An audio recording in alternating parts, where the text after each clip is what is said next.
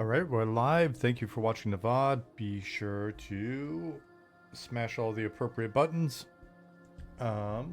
Appreciate all the subs that we've got in YouTube. The comments are good. What else?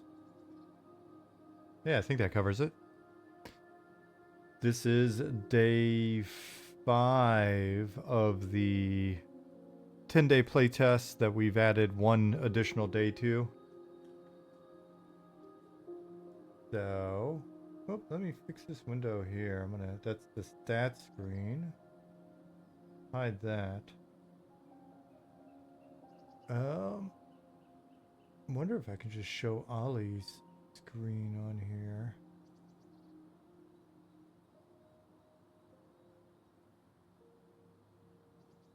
What's up, Dark Inside?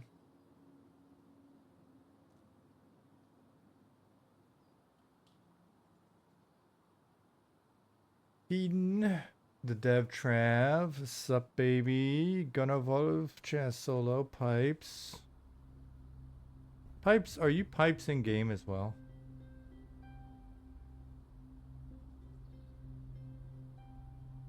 Track 'em, what's going on?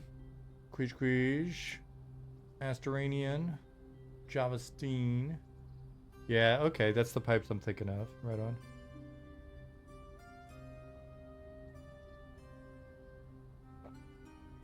CJC 1453 and 2. Hello.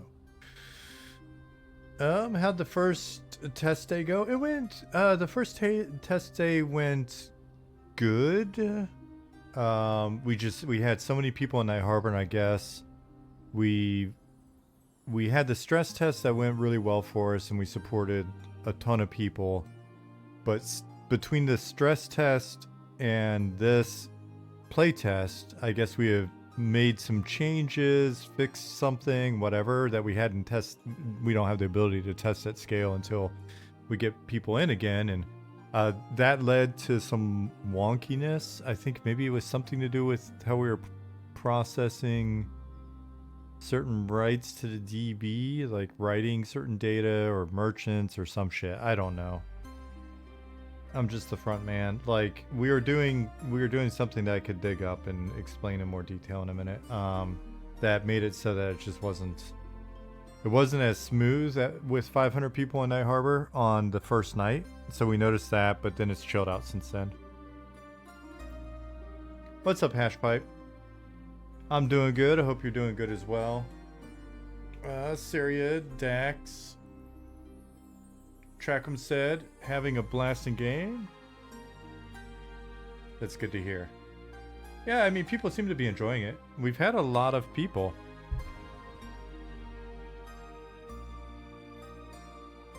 It is evening for me. It is 7:30. Let me turn the music down a little bit. There are some complaints. There was, excuse me, at least one complaint on the VOD that the music was too high.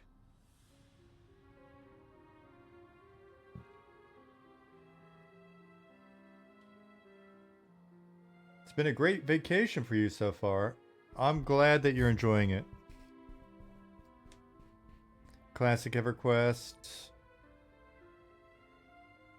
Hello, by the way. Also Interworld MMORPG.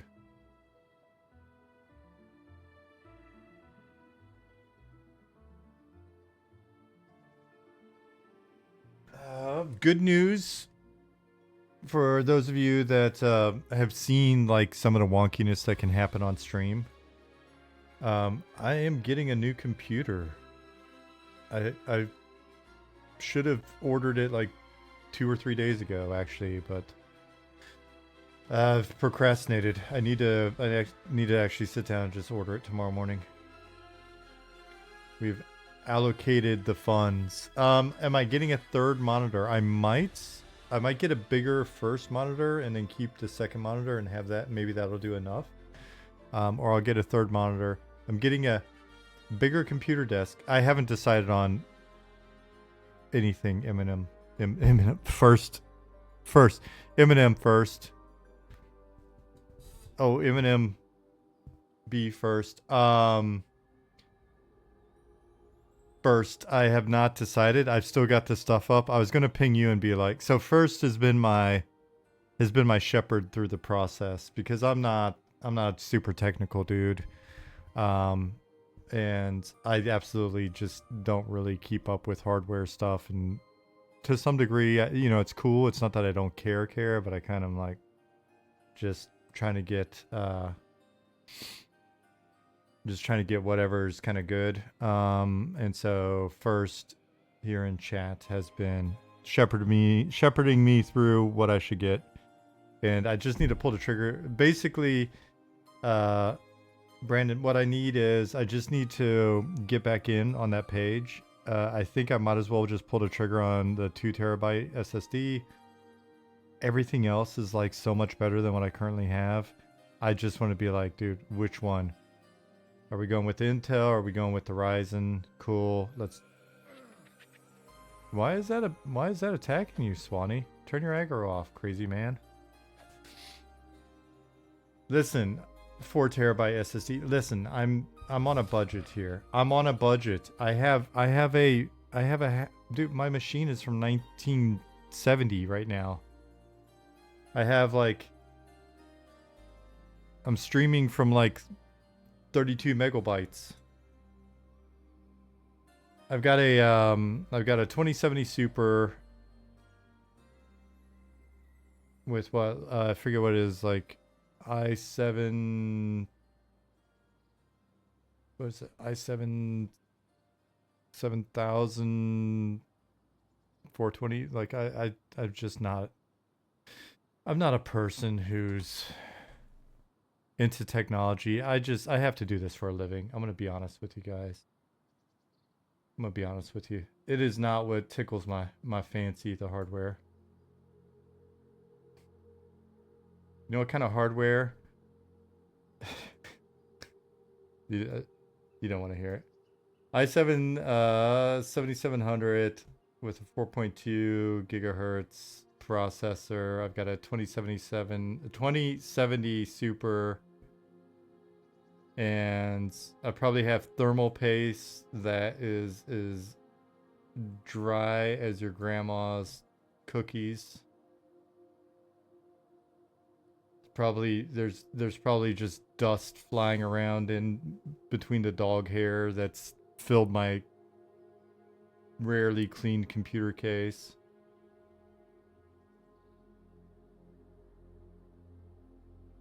So first is gonna hook me up. My current like I've got a half a terabyte SSD and a 1 terabyte like clunky whirly hard drive. So a 2 terabyte SSD will be plenty. Yeah. So anyways, that's my story. We're gonna get it ordered maybe tomorrow, or I don't know. Whenever First is around to help me push the button, I will stream it live to him, and then we'll order it. It will come in. Also, my wife really wants me to have a standing, like one of those standing up down desks. So she increased my allowance enough to both purchase the computer and the desk, and so we're good. The desk's a fair bit bigger as well, so that will help me with my monitor situation, all that. So it's very kind of her. She is our benefactor. She helps ensure that the M&M bills get paid.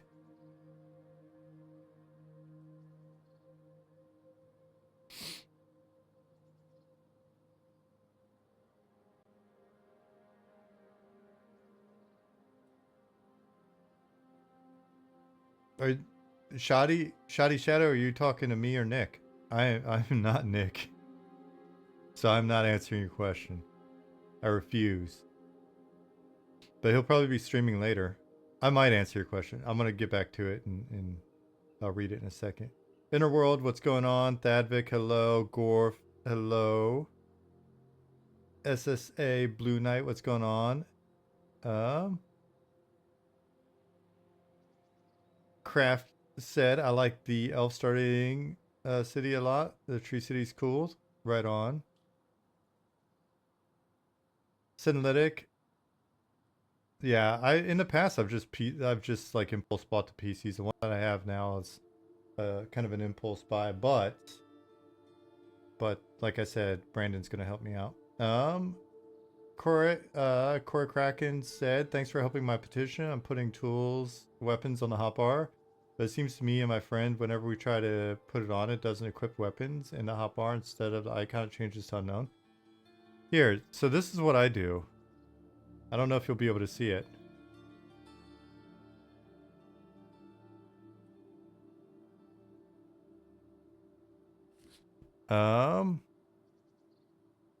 Like, all right, well, I mean, we've got it here, right? So we've got...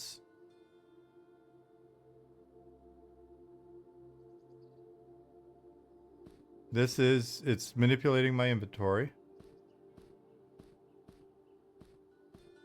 And all that is we take this, we get rid of it. Then it's just blank hotkeys. I hold down left mouse, I put it in here, hold down left mouse, it pops up so that I've got the icon with the gray background. Oof. And then I can swap these. Now it may say unknown there, but it doesn't matter because it's still swapping them.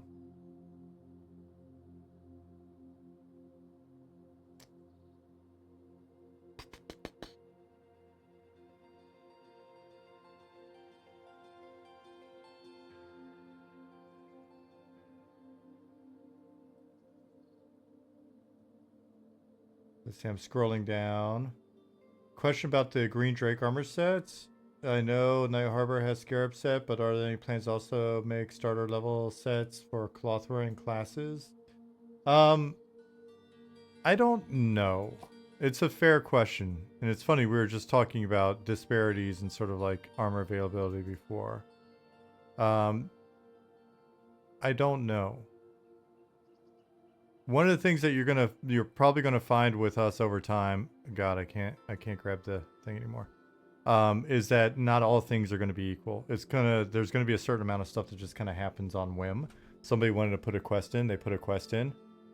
And then over time we may find where there's a gap or something like that, and then we throw in like a cloth set or a leather set, or sorry, a different set. So. Get a standing desk from IKEA. They have ones that aren't overly overpriced. Jasmine found a brand that she thought looked really cool. It does look pretty cool. Like I just like it aesthetically and stuff. At the end of the day, it's not too bad price wise, and it's essentially just a desk with a motor. So I'm not too worried about it. But I think we did look at those for a bit.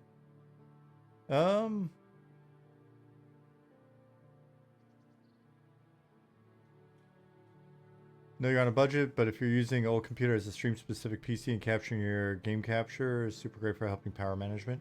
Yeah, I thought about doing that sort of setup, but then I think I may wind up just giving Jasmine my old machine. Trust me, if I can stream on this thing, then the new one's going to be fine.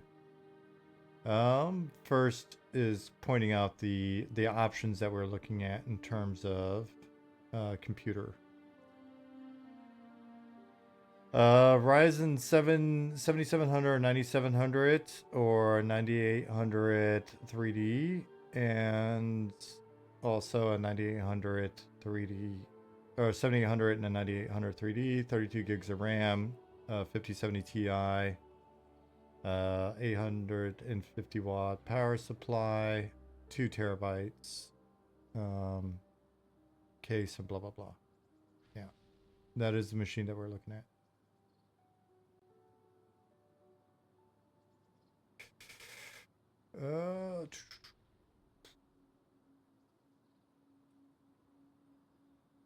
Luffy Woe said, hey, love the game so much. Hey, that's good to hear.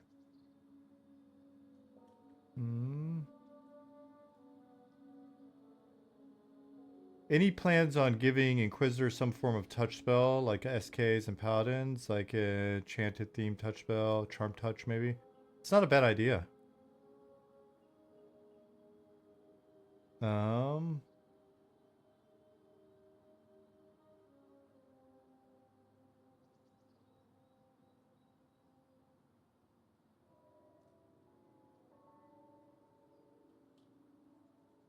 Helter, did that not answer your question? All right, now who asked me to question for Nick? I gotta scroll. Who was it? Because I can answer the question. I was just picking on you because you called me Nick. But I can answer that question. I was just picking on you.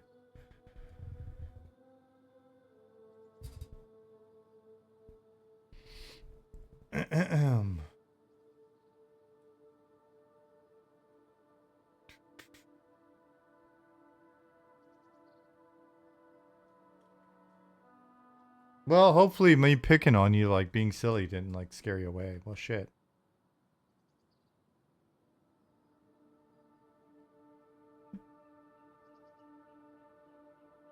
Matsurugi, no, I'm saying there was somebody that said the name Nick. Hold on 1 second. I'm scrolling. I'm gonna find you and I'm gonna speak to you directly.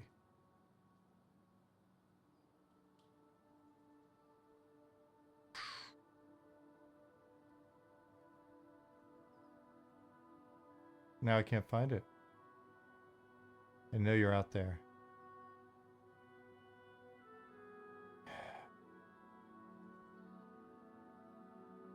Well, now I feel bad for being a smartass. I can't find the question.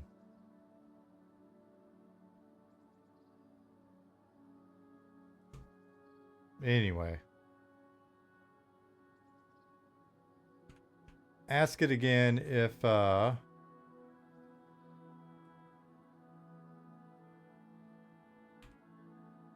okay. Shoddy Shadow, that's right. Okay. Question for my Nick, is Eminem still on pace for January early access release? January early access release, I would say no. Q1, yes. Because we're still working towards getting into beta in a state that we're happy with. And then we'll want to be in beta for a little bit. It's November 5th right now.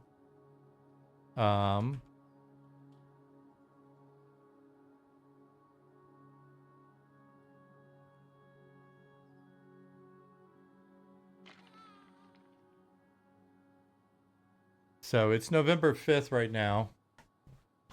So we'll want to continue to work. We'll probably, if I had to guess, we're going to work through November, through December to get everything ready for solid beta.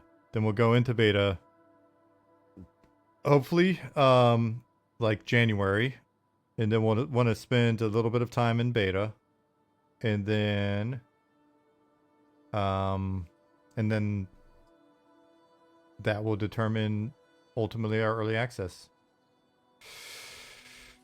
Try to switch weapon from the hotbar. Only works if I'm empty-handed. Are you potentially... Huh. Alright, so I'll do this. Because I know for sure on my player character that this works. And we'll put the cleaver here. Here. Then we'll come down here. I'll put this slot here.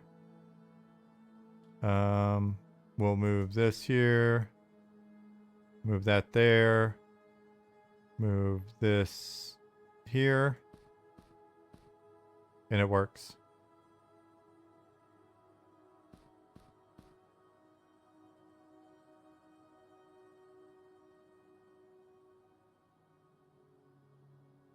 Like I can't just push the buttons and they're gonna swap because there's no logic there that I know of to be like, What is Shift F?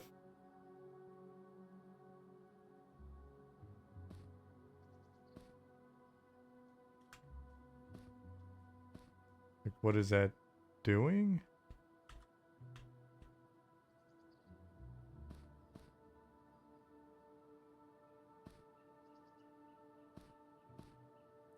Now I'm just picking up random shit. Put that back in its slot. But if I pick them up and move them, then it's there. Shift right click to swap. Oh, I've never done that in my life. There you go. Thank you, Sarah.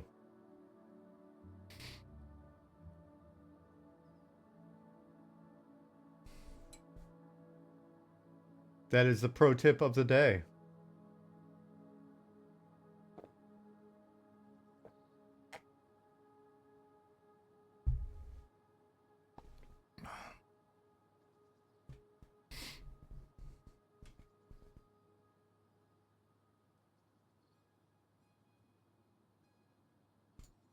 Badass.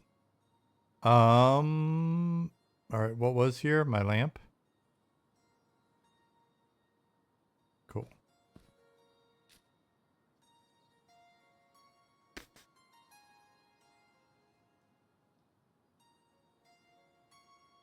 Not sure if this is intended. Stabbing weapons can be used by Inquisitor, but you can't train stabbing. I do not know if that's intended. Do you have a bug report in for that? Crude check.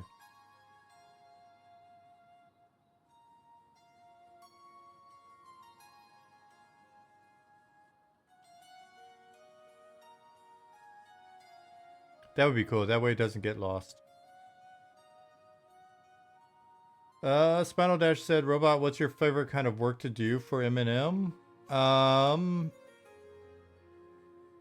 My absolute favorite work is to catch up on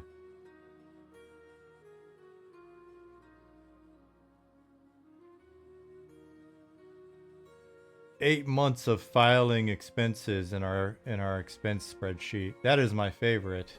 I cannot wait to do that sometime before this weekend's. And then my second favorite is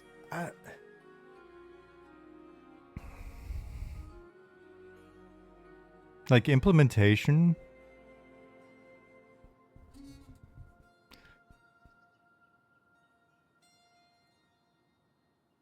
I enjoy implementing like populations. Every once in a while, getting a little fancier with it, like a little events here and there is kind of fun, right? Like,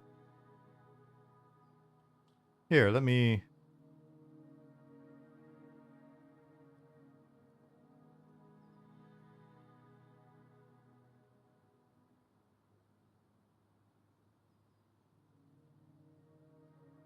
We'll wait here. We'll wait here. We'll see. Someone is just joking about me placing rocks. I like placing rocks. By the way, hi, hey, what's going on, Coot? I meant to say hello earlier. I mean, it's relaxing. Getting in and doing some propping and stuff is fun. I just kind of relayed out the area up there with all the Plagueborn. In the last week, I've gone in and like relayed it out and tried to create more choke points and stuff and make it feel a little bit more like an outdoor dungeon. And then move the mobs around and kind of think about, you know, where they're at and positioning and all. It'll naturally require some feedback and from the alpha folks. I like writing a lot. I like story stuff. Lore and world building is a lot of fun when I'm able to like just put my brain in it. Somebody asked earlier, who was asking about world building?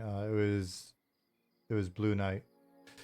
Can you comment on wizard druid portal placement? It's something that we're just kind of feeling out as we build out the map. We're kind of feeling out, you know, from a gameplay standpoint, where is good. but with us having the deep as well, I think it's going to be a lot of fun to just kind of thematically figure out positioning and stuff. You know, because we wanted to have a nice fictional justification as well as makes sense from a, you know, like feels good from a gameplay standpoint. So anyways, as an example, if you're asking like, what do I enjoy doing?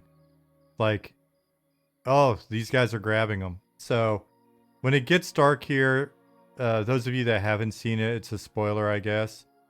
But when it gets dark here, a bunch of undead spawn right out here. And then they work their way up through the tunnels here. So if you're ever camping in here, watch out. And they work their way up through. And there may or may not be a rare that can be in here. And then they go all the way up, and then they get into a fight with the Plagueborn that are up there. Right? So like things like this, I enjoy. And this isn't like a lot of work, right? But it has a nice benefit. It has a good effect. And it just maybe makes something kind of memorable if you the first time you're in here camping, you're like, oh shit. And you know, like the thing a long time ago that we put in Shaded Dunes, right? Where you got the researchers and at night the undead pop up, right? Because they're there researching and then the undead pop up and the cultists are with them and attack and kill all the researchers and stuff. You know, again, not super hard to implement, but it's got a good effect. And that's just, it tells a little story, and then you can, you know, use that to piggyback into maybe some later storytelling where it's like, who are those cultists and why are they there? Who are the undead? Like, what were they doing before they are undead? What are the researchers researching, right? So it gives us a lot of nice little hooks to, as we have time to come back in and like put in, you know, put in a additional like story hooks and world building. Because there's a lot of lore that exists that we just haven't had the time to like drop all the notes and books and tell the stories. It's there happening whether you know it or not. Love the persistence. Yeah, that's another thing that I really like about doing this in an MMO, in this style of MMO, because it's not like other games do really beautiful cinematics and scripted stuff or whatever, but it's like you activate it, right? It's very much the theme park style, whereas we want as much of this stuff going on in the background for you to run into as possible, and have it really just be more world driven story, world driven design versus a character driven, like player driven, you know, storytelling or whatever. I'm sure there's appropriate terms that I'm forgetting for all that shit, but like I stopped like pontificating and trying to like work every day as if I'm about to give a GDC talk and just focus a bit more on just making shit. Making stuff and then putting it in so that you guys can check it out. And I gotta say, man, like my job is different in that you know, from other jobs I've had in the past, in that I was a designer initially and my like primary focus was in getting content created and working as a content lead, you know, working with the team to get it in. Then I became a producer and it became more focused on the business and sort of logistics side of things. And now it's fun because I can put in, you know, grass and rocks, and I can add stuff like this, or I can be working on any of the other, you know, sort of like more producery stuff. So it's really fun. It's a fun project in that regard. Sariad, see you. Have a good one. Said time for my volunteering. Where is the message? Volunteering shift at Second Harvest. Right on. Hey, Gorebound. Deep Goblins win? That's honestly more a logistics question.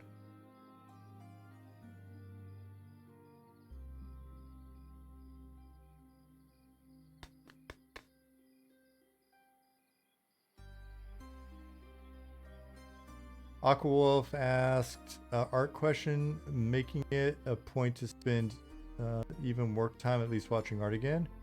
I've seen a lot of art postings, especially by Goblin, but I was curious if there's any early stage concept you could even show, almost like showing the general creation process, if that makes sense. You mean on the design side or?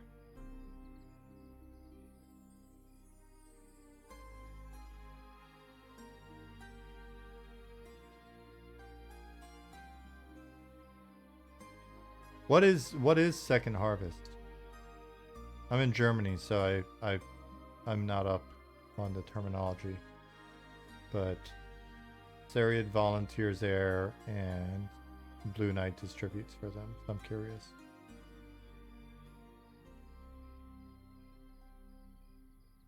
And Blue Knight said Shallow Shoals desperately needs one of each. Yeah. It was funny. We can just get it in, but it was funny. Like we had talked about the idea of there being portals on the player housing island in Shallow Shoals, and maybe having it be something that the players restore. It's a food bank. Okay, I assumed it probably was. Right on. That's good. That's rad that you guys work with them. Baseline silhouettes, earlier scrapped sketches, work in progress things.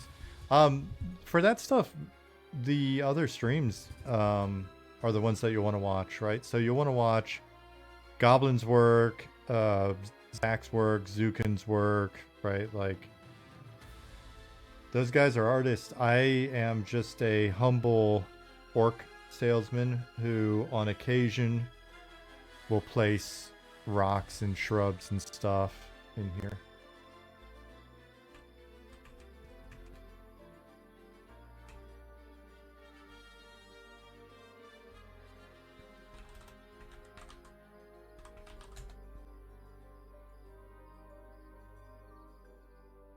Yeah, those guys are the ones to ask. They are the artistes.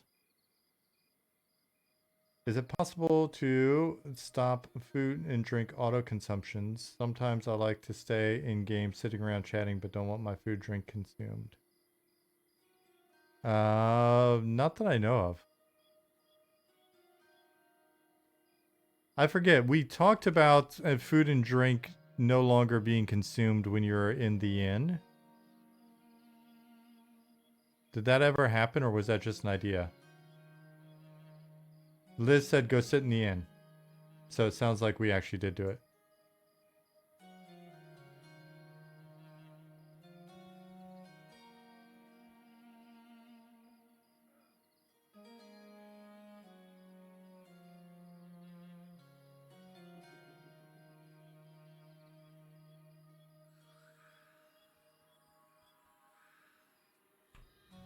Think it was just discussed. Does it not do it, Brandon?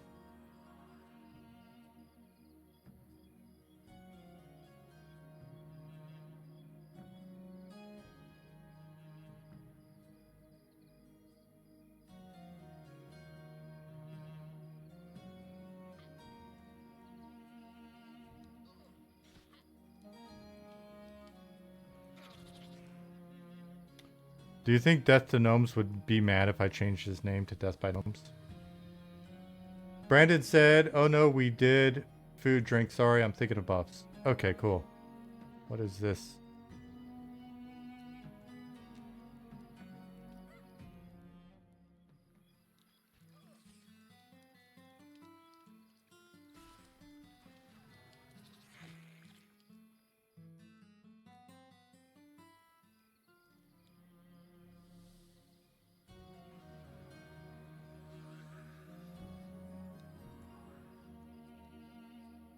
Yeah, it was meant to encourage you to kind of go there and chill.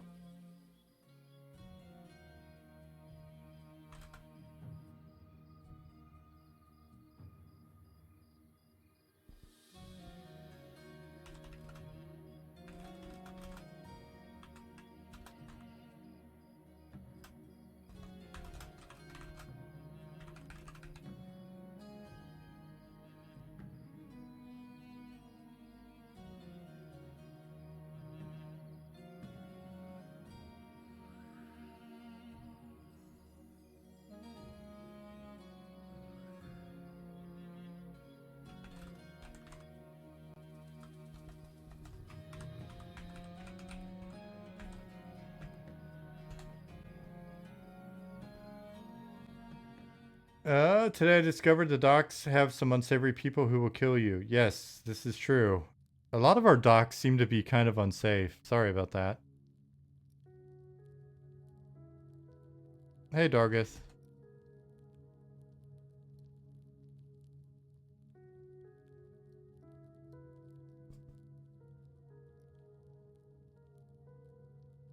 Is every starting city area going to be in game at EA? No. Mr. Co's EA is us continuing to work through to get all of that content in for 1.0. We want all of our core systems to be in good shape for early access launch.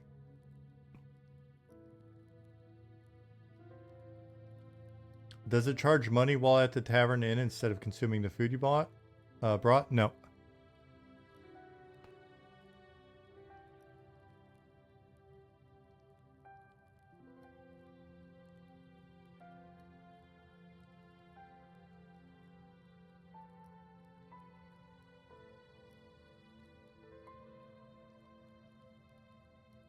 How big is the core and extended dev team? We're all extended, essentially. The team is currently 39 people. But everybody works on it for the most part part-time. It's all volunteer team. And we've got some people that are able to commit, 20, 30 hours a week or more. There are a few of us that essentially we don't have other jobs. And then there are a number of, like a fair amount of the team, this is their part-time job or sort of like their hobby in terms of their availability. Keldare says, is there anything you guys can do to help stop the game from crashing? Radeon 7900 XT crashed there 6 times in less than an hour or half an hour, usually after scanning my UI. Drivers updated, no crashes on the NVIDIA 2600 or 3070.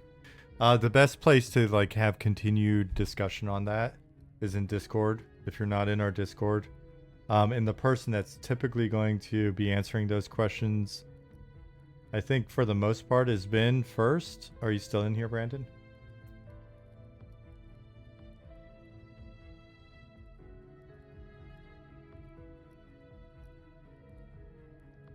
Cool. Yeah, that's the best place. That way stuff's not getting lost. And if you look, I know Brandon has been answering different questions and stuff on it and gathering data. Mint Gorilla, thank you for the follow.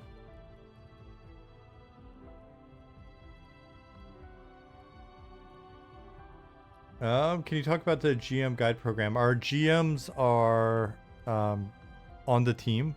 Like, we don't have any, like, the team's volunteers, but we're not doing a volunteer like guide program or anything like that. So far we've brought on one like full-time GM, and I say full-time because we all kind of pitch in on the GMing, like customer service duties. Speaking of which, let me see. Hopefully people are pulling petitions still. Okay, they are. And so we brought on GM Trent as our first like formal GM. But even for him, it's a part-time job. He's got a full-time job. And then our goal is to, when we go into early access, if we've got cash coming in, then we're front-loading GM support as like one of the first roles that we want to be able to provide, like pay for. And then we've got folks on the team that've got a fair amount of seniority who are able to do this full-time, that will hopefully be ramping up as well. And then we'll just kind of scale the team as revenue allows. Oh, this poor guy. Is he gonna make it? Yeah. And so the 39 people that we have on the team, I would say, I'd have to go back through the numbers again, but I'd say at least somewhere around half to a third of them, they've got full-time jobs and of a sort that they'll always work for us as like part-time for as long as they'd like. And then we've got the rest of the team that over time we'd like to be able to bring on as full-time if the revenue's there. Zombie Biscuit, I don't know. Does that help answer your question?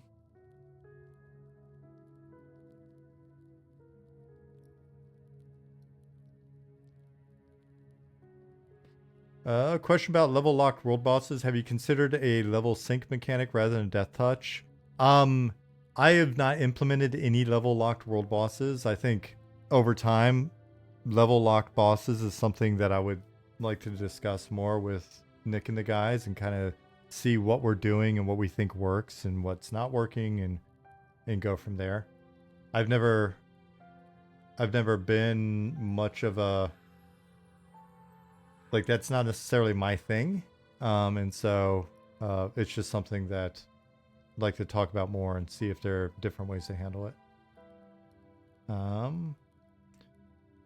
You will not be able to make a deep elf spell blade on day 1 of early access Beast Within, but you'll be able to make a deep elf on when module 1 comes out. And hopefully that'll come out a few months after, a few months after we go into early access.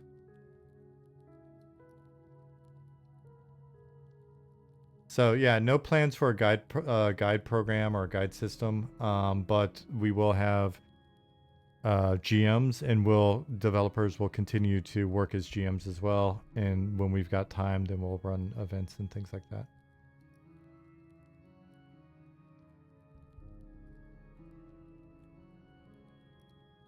Spooner asked, anyone know why my character's UI completely just reset itself? Spent a lot of time working on it. Did it reset itself after you had been playing in this playtest, or was it upon returning for this playtest?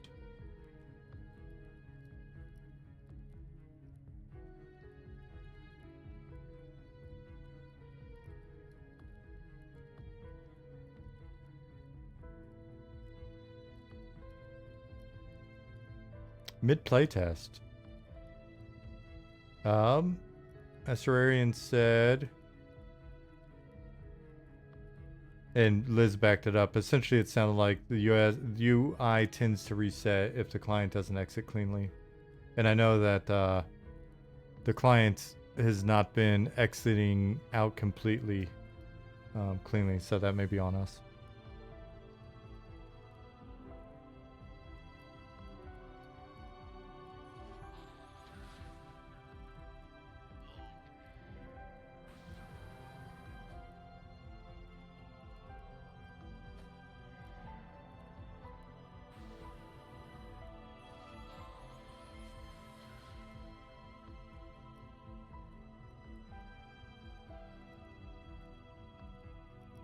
No, the client crashing on closing is something that's been going on for a little bit now.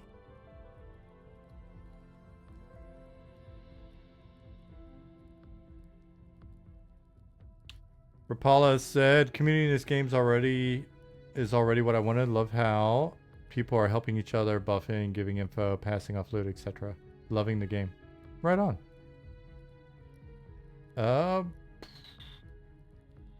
Opinion question for chat from Matsurugi7. What is your favorite zone in EQ per expansion through pop?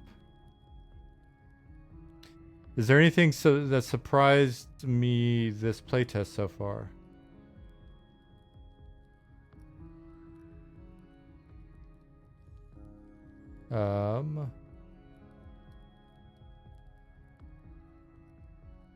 Let's see. What has anything surprised me?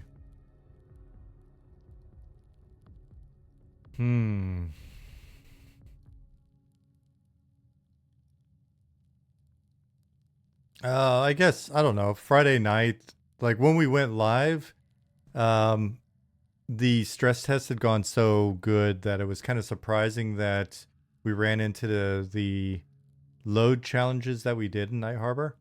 So that was a bit of a surprise. The rest of the playtest has been kind of business as usual so far, which has been great.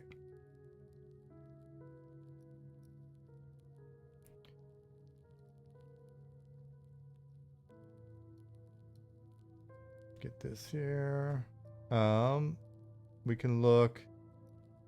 It's not like it's not a big surprise, but it's been nice seeing the level of participation this playtest so far.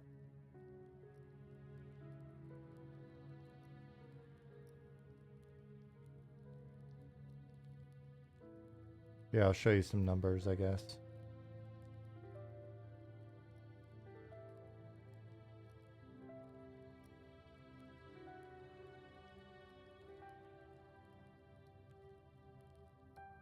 While it's pulling.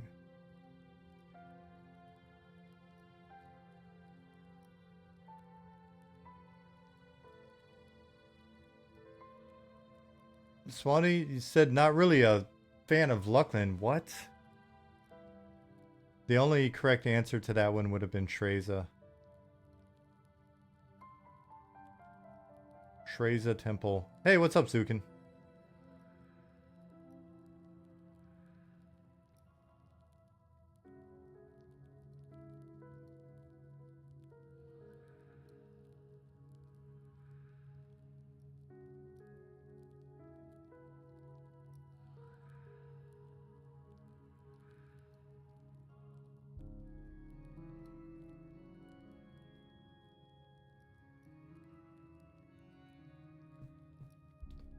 Still pulling info.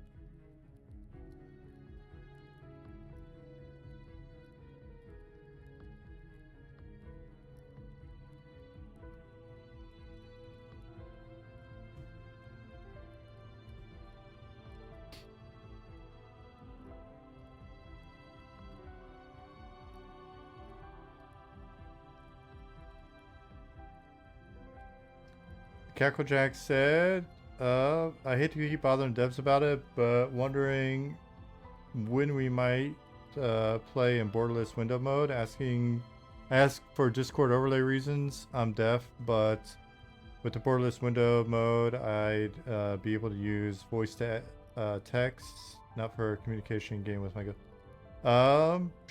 Here. I'm gonna copy this. And I'll toss it in our Slack really quick. So it doesn't get forgotten by me or lost or anything like that.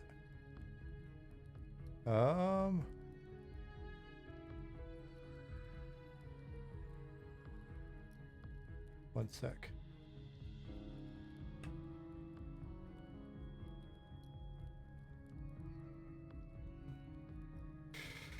There you go. So I just posted it to the team. That way it doesn't get lost and it's not like in Discord somewhere lost or whatever. Playing a Torment. You liked playing a Torment? That's cool, man.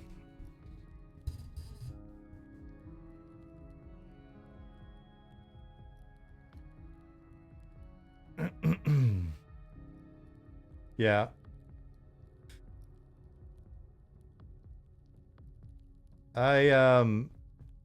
Playing a Torment was one of my zones. I was the expansion lead, but I was still able to do some actual work.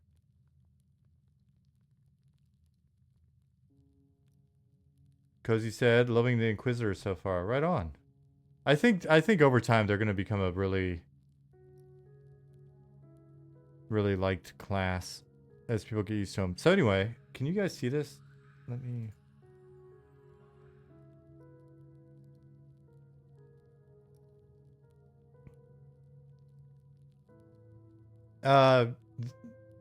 The Plane of Torment was inspired by my love of the Hellraiser series. Fun fact.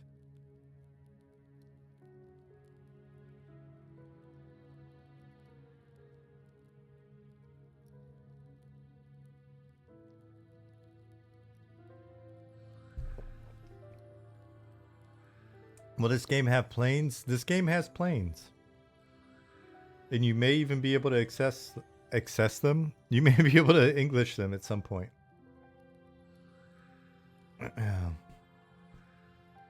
You may be able to access them.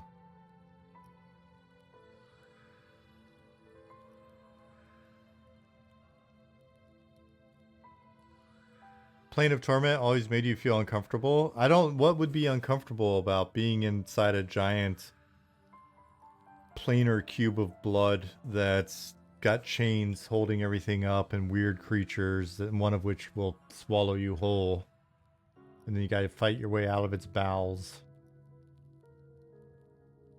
Terrace Stool was in Plane of Nightmare, right?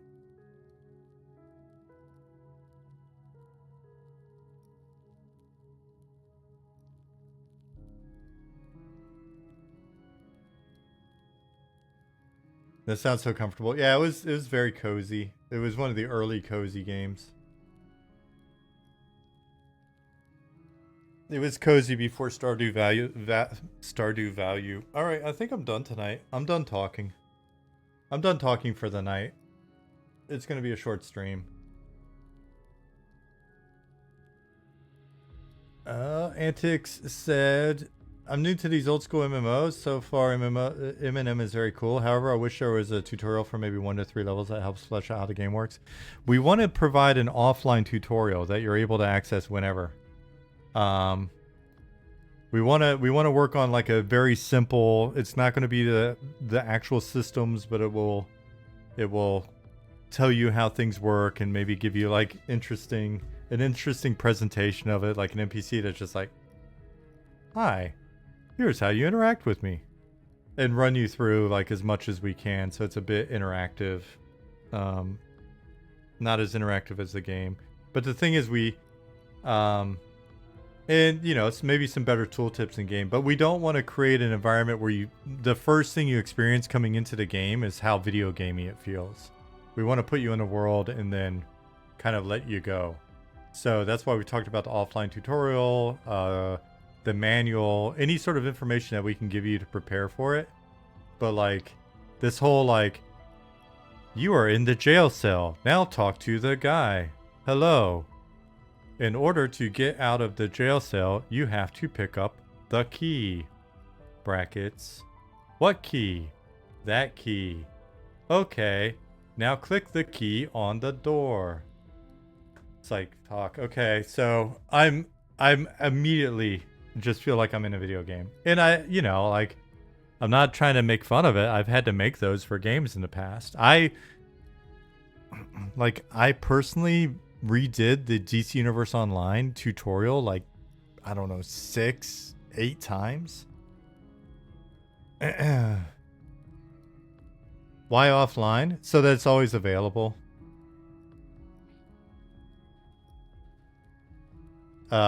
Because online means attached to our servers, and so in theory, even before our servers are accessible or whatever, it's just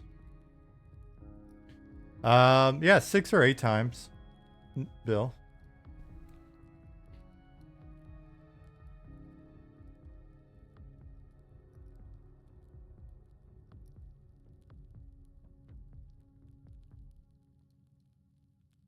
Anyways, I don't know if you guys care about these stats. We care about them. I'm not going to go into super, like, a ton of detail, because it's not like you guys are inquiring, but so far this playtest, we've had 8,064 unique accounts play, with an average play time of 11 hours. So that's so far, we're entering day 5. Y'all, why do y'all keep having playtest during reserves drill weekends? I'm sorry, dude.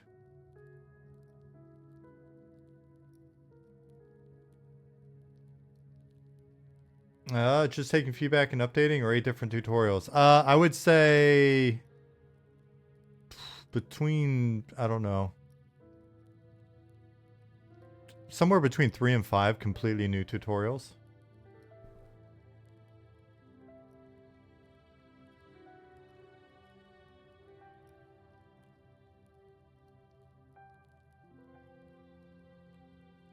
Do you think Spellblade will ever get infused weapon lightning ability or something similar? I don't know. Alundra87, if Nick's streaming later today, or if you ever see Nick on, hop on and ask him. He can break down everything that he's planning for, like the class ability progression and stuff. Are there going to be a lot of quests, or is this game going to be very, very grindy? It's going to be very, very grindy, and we'll have as many quests as we can layer in over time. But it will probably never feel like you're going from quest to quest to quest. You'll hear about quests. You'll find out that there are certain quests that exist. But it's not a quest-based game. It's very much a combat-focused, kind of grindy game. It's what we like to do. That was one of the things that inspired the game in the first place, was we would like to pop onto like a TLP or P99 or, you know, and just gonna like sit around and grind and chat. And then, you know, maybe knock out some quests. Like, to me, quests were often something I could kind of do when I wasn't grinding, as opposed to grinding being something I do when I'm not questing. Right? And so I'd often be like overpowered for a quest, but it was something I could kind of do on my own, or maybe only need a little bit of help. And so that was very enjoyable, because when the group's available, you know, when the guys are there, we'd like to get together and just like grind as much as possible. Guild friend group chatting, grinding is peak. Yeah.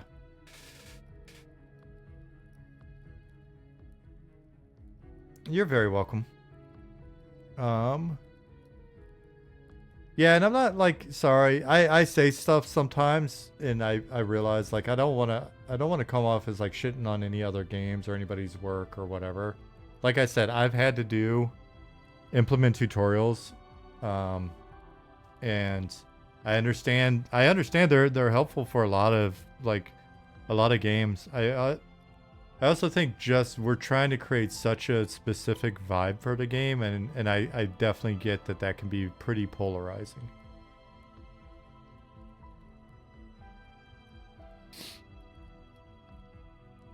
Love to have a quest to kill those snakes, bugs, bats outside the city of Night Harbor, even if I have to go explore and find them. There is a quest where you get rewarded for killing newbie mobs in Night Harbor, in one of the newbie zones. I'm not going to say which. And basically you can return parts from those mobs and get some decent stuff that you'll need. And it's repeatable. What's up, Secrets? Things are going well. How are you? How do you balance putting dev time into fixing server lag right away versus knowing it'll probably shut out on its own once players spread out a bit? For us, like I said, the thing with Friday was kind of unexpected a little bit, right? Because we had just had a stress test where we had 1,000 people in Night Harbor, and it ran fairly well, and then we flipped the servers on Friday, and we're at like 400 people, and it's not running well. And that's just because some stuff had changed. So I think if we can get back up to where it's supporting the numbers, then we're good. But like you said, for us, it's not make or break to support 1,000 people in a zone. The game's not built around the idea of us putting 1,000 people in zones consistently. And so what'll eventually happen is when we go into early access, us going into early access is the worst case scenario. everything from that point forward is better because we'll go into early access. We've got Fail and Draw, essentially, and we've got Night Harbor. And those are your starting areas. And then within a couple months of being live, we'll have the Underdocks district of Night Harbor as another starting area. And we'll have the Deep Elf city of Aelvarif. So that will be all of a sudden, right? Like now all of a sudden, especially with Deep Elves are going to be popular. Deep Elves, Deep Gnomes will be there. So if we're to bring up a new server that day, it's going to be a different play experience than what you had to contend with on the first days of early access, right? So one of the things that we want to do is get with the community and kind of talk about servers and see, as much as we can. We know it's not going to be a true read on it, but try to get a feel for where people will want to play, and look at how many servers we actually think we're going to need. If we look right now, we can see we've had 8,000 unique accounts play over the last 5 days, with an average unique daily player count of 4,400. And I think our peak is still like 18. Let me look. Our peak CCUs are 1,858. So on the highest day, peak users was 5,100 players, and then that was also max players of 1,800, right? So you can see how the number of people that we have that are interested in total, like the number of accounts that we'll have playing is a fair bit different than the number of people that we have to be able to support at one time, right? Is that making sense? Are we going to add a mini map or a compass to the game in the future? No mini map. There, at some point in the future, there may be a compass item, at some point. But then you can also use abilities like, essentially, what are we calling? Is it not Polar North?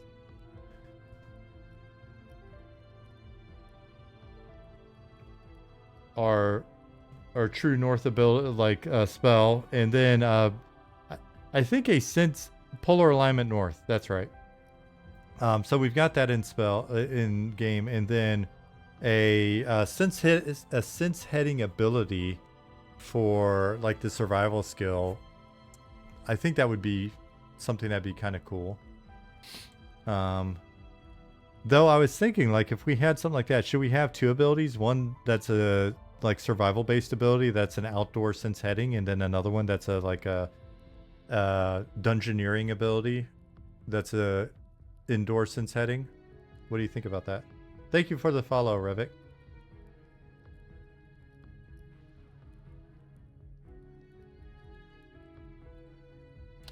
Any ETA on Polar Alignment hot singles in my area? I think Chip is still working on the code for that.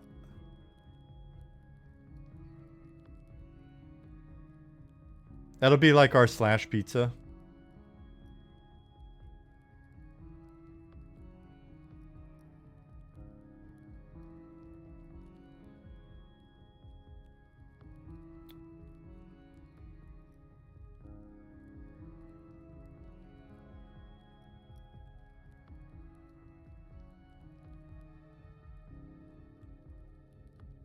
Group Finder swipe left or right. That might be the correct UX. So we've been live for, this is the 5th day. We have 1,036 people that have played 15 to 25 hours. Well, let's just say 1 to 2 hours a day for 5 days. 1,000 people. Right? That's because that's 5 to 10 hours total played this test.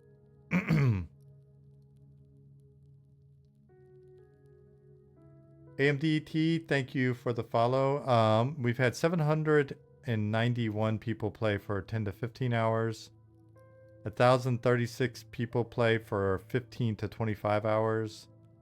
1,098 people play for 25 to 50 hours. So that's between 5 to 10 hours a day. 1,000 people, which is about an eighth of the people that have played so far. And then 158 people who have played 10 hours a day or more.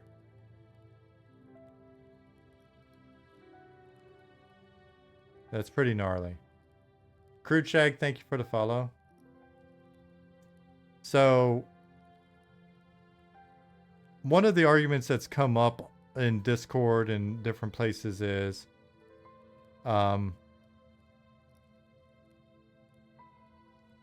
sure, we've got 8,000 people that have played so far in these. Well, we've had 8,000 accounts, let's be fair. It could be one person with 8,000 accounts. So we've had 8,000 unique accounts play in the 5 days that we've been up so far. But one argument is that when you have to pay $15 a month, you're not going to play, right? They're just playing it because it's free. Now,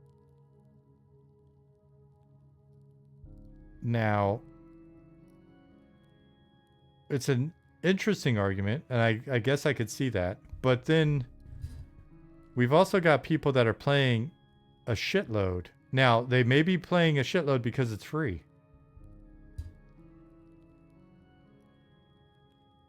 But it also stands to reason, like, a lot of people are going to be more interested when it's...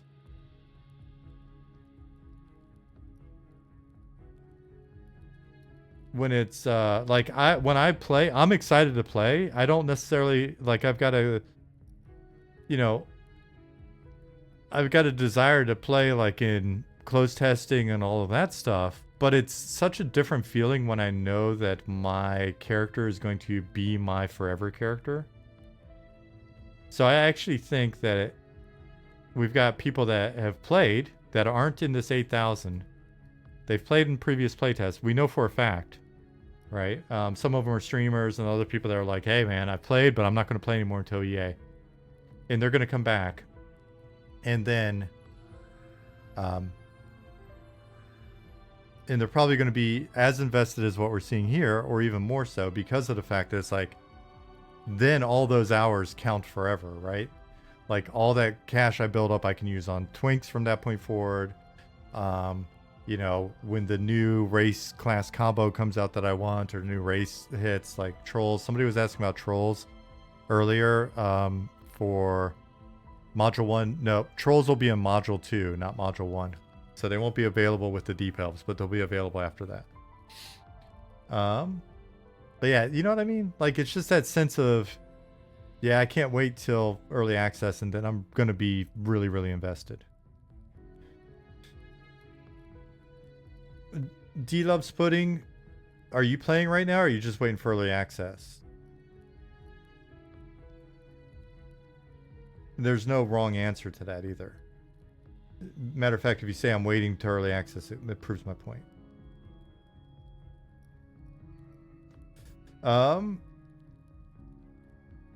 ADM said, playing the playtest did convince me that I'll sub when it was available. Right on, thank you.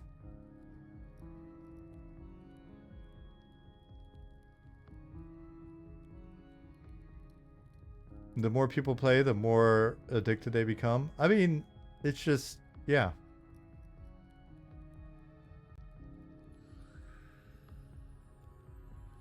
I haven't seen a ton of boxing. I've seen a lot of allegations of boxing, Rapala, but I haven't seen, like, a ton of boxing. Well, we'll have to check. Swanee, have you looked?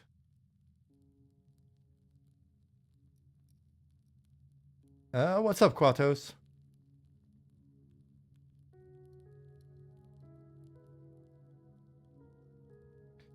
We wouldn't mind that sneaky Russian. Yeah, we'll see where we wind up sub-wise.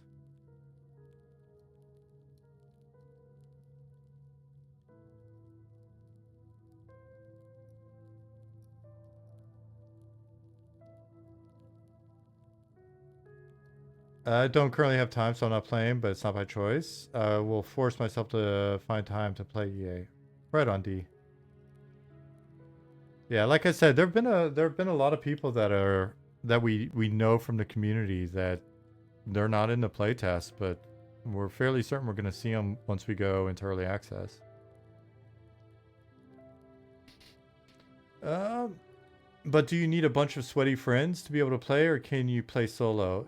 You can play solo in a less than ideal manner, especially depending on the class that you pick, your skill level, and your sort of game knowledge and level of patience. To be honest, I play solo my little alpha character when I'm able to like find the time to sit down and play for an hour or two. She's the little solo character that I play, and then if I know that there's going to be more time, then it's like, okay, cool, let's try to find a group, but with a different character, to be honest. So I'll always have like a character that's kind of my solo tune, and then like a main that's meant to be played in groups. Now the Tom song, the real answer to that is you don't have to find a bunch of sweaty friends, but if you can find a couple people that you can like duo with every once in a while, I think the game works really well when you're duoing. Sometimes a little too well for like duos and trios, and that's something we've had to look at.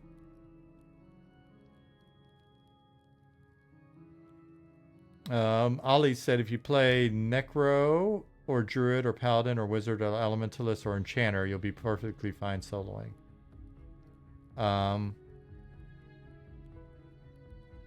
Yeah, I'm playing a little Necro, and I mean she's a blast because I can, most camps there'll be a patrol or a roamer somewhere around a camp, right? Let's go see. I wonder if it's available.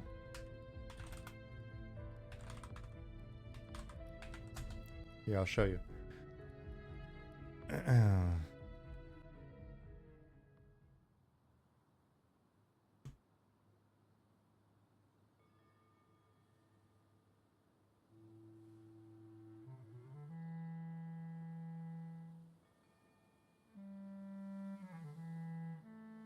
And I'll show you some of the camps. Like if you want to like.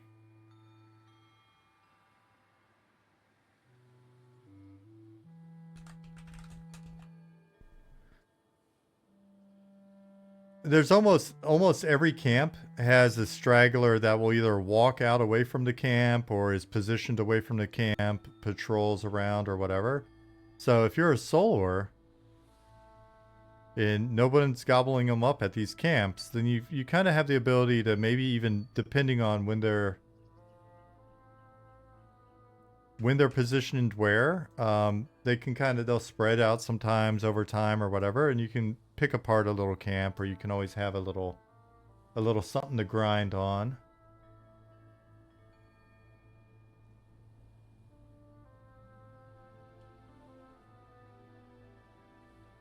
Swanee, thanks. That's good info.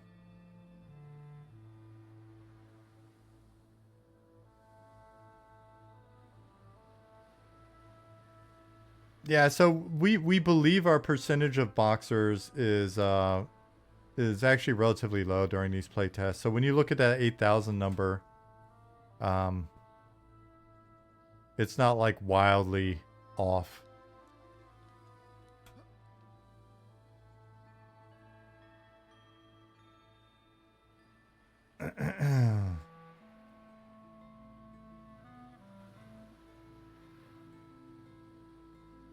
Tribori said, soloing on my druid right now as I listen to the stream. Yeah, like what I'll do is I'll do a little bit of work. Do a little bit of work, wait for the roamers to repop, do a little bit more work. All right, just your standard kind of like solo grind.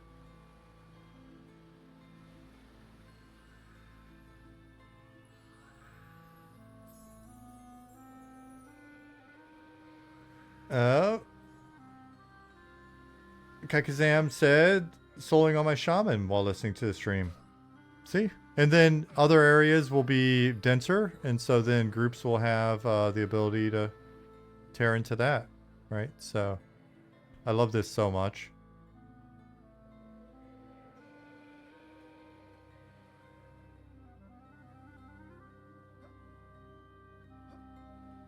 This is one of my favorite things in the game.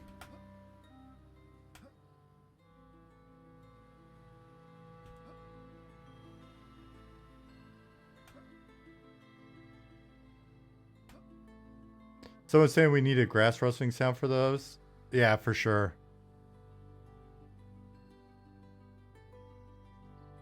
I might have missed something. Saved by Grace said, or play an awesome support class. Everybody wants you, right? Or be a decent tank, or be a decent healer.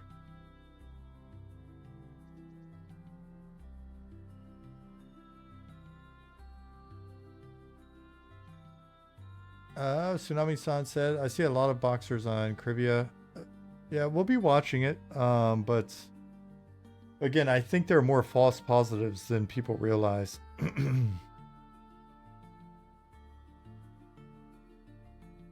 Sylvania says, I do like that it seems there's good solo ability in M&M for those times you want to think about for an hour. Yeah, and then some of the other like more horizontal stuff. As we continue to flesh out fishing and the various harvesting skills and different crafting and stuff like that, that'll help as well, give you some downtime activities, trading, maybe get some parlor games in, make some friends at the pub.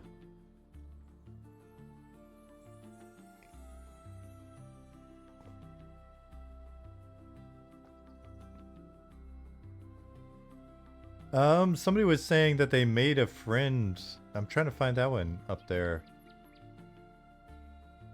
Why's my name got curly braces? Because I'm invisible. I'm invisible to you guys. Template experience. I'm hiding. I'm on one of the servers, but I don't want to distract people.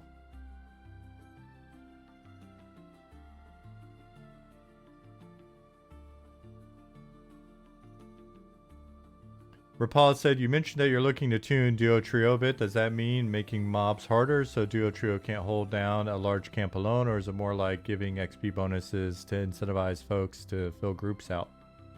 Ollie answered with not harder, but we are increasing time to kill a bit. TTK, if I reference it again. It will be more effective to be in a bigger group, but not to the point where it's not worth doing or trioing. That makes sense. Because increased time to kill means increased like mana burn, which, you know, or resource burn, which then means, you know, potentially increased downtime and less ability to just kind of mow through things.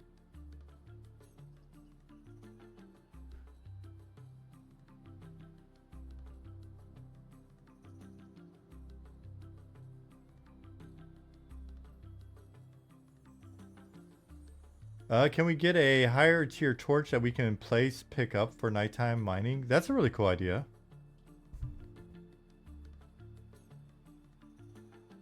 Or like a lantern on a stick or something.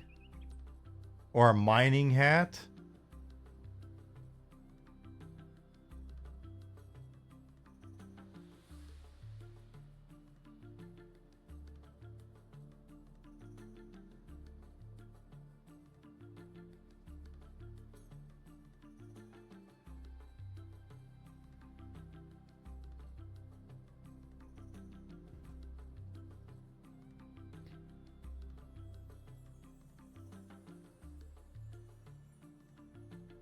A mining hat you put on death metal and the node mines itself. No, not like a pickaxe on your helmet. But that would be kind of cool as well. So you're holding the torch and you're just pickaxing with your head? I wasn't picturing that, but those are the good ideas that we get from you guys.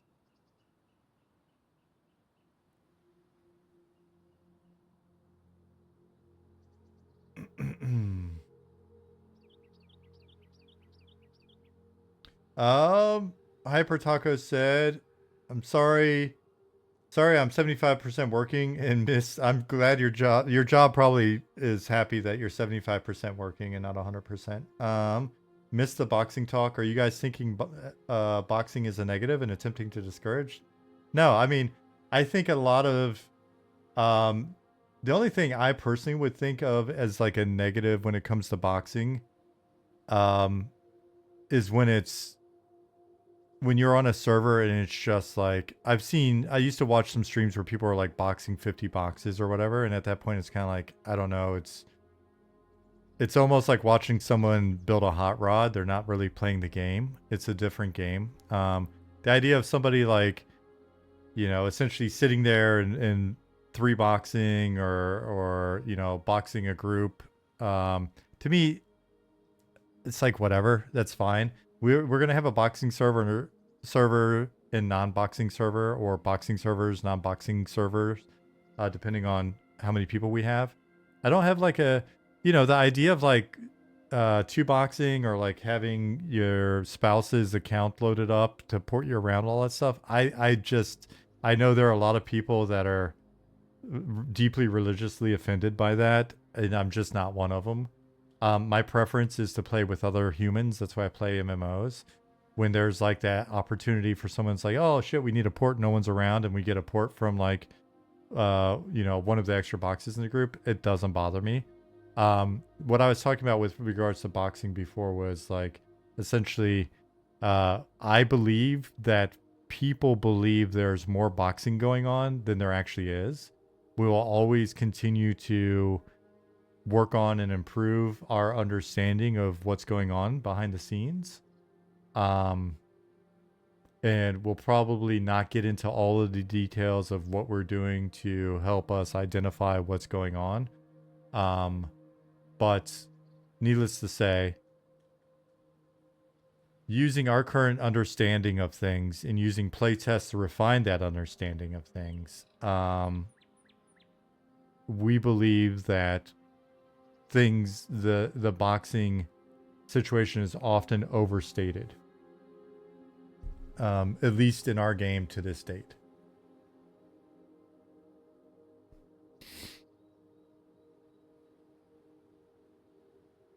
Anasmina is raiding with 23 people. Thank you very much for the raid.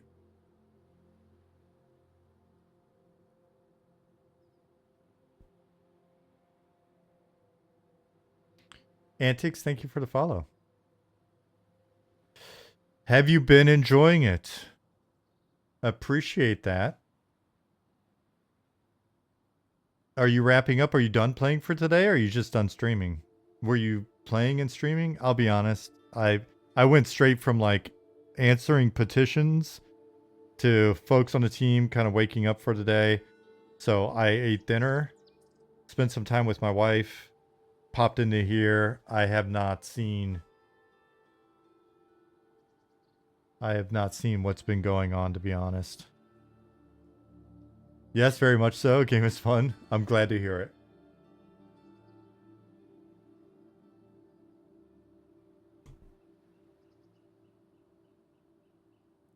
Were you streaming with someone else? Like, I did a quick scan of like the Twitch streams on the way in, like very quick, and I didn't make good note of who was playing and who was playing with whom and stuff.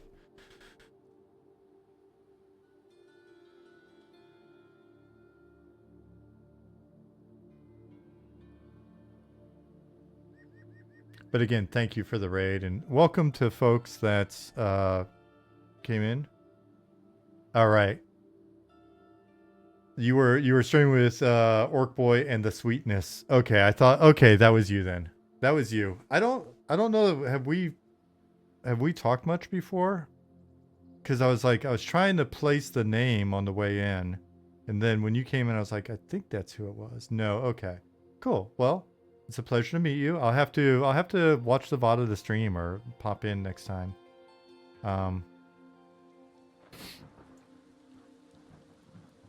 But yeah. Sweet D Willie. Wonderful character. Yeah, I should have just popped in. I saw you guys were streaming. I should have popped in, but I was kind of like, oh man, I want to try to get in and stream as quickly as possible. Not because that gives me an excuse to get out of here as quickly as possible as well, I really do honestly love my time with all of you. And it's not that I want to go to bed before 11 p.m. But I was like, man, if I can get in here and stream quickly, then I can put in the time and hop out. Sweet D wants more classes for gnomes. Eventually. Eventually. Guys, we're going into early access. We need something to string you along with for years to come, right? No monk or you riot. Dude, I animated the flying like roundhouse kick for the monk. That animation exists somewhere. The gnome jumps up in the air and like gets the right appropriate height. It was the perfect animation, I agree. Everyone said so. Will you ever be able to play as a rat man? Well, I don't know that you'll ever have a rat man character. You may be able to play as a monster. We want to do the play as a monsters system at some point. But you never know. Again, I tell you what, if all of you, and like, if you can just go find, I don't know, I'm not even greedy. Just go find 50,000 friends. If just what's in here and like 50,000 other people, like, not to be greedy, but if you could do that for a couple years, then I think you could come back, you could show me the VOD, you could clip it, and you could be like, hey, remember, it was day 5 of the playtest. It was November 5th, 2025. It is now, let's not get crazy. It's now 2030. There's been literally dozens of us, or dozens of thousands, and you owe us a playable rat man and a no monk. And it's like, okay, cool. 100,000. If you and 100,000 friends want to have a private server, please just contact us. We might even give you a discount on a monthly sub. No, 100,000. What is that squiggle? Is that British money? What is that even worth these days, the British thing? Is that squids?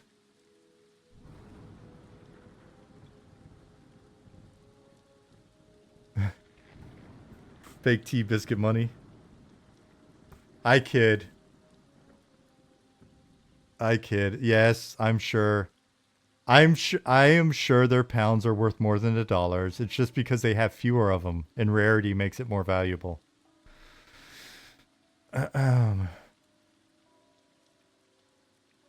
What's up, OK Jersey?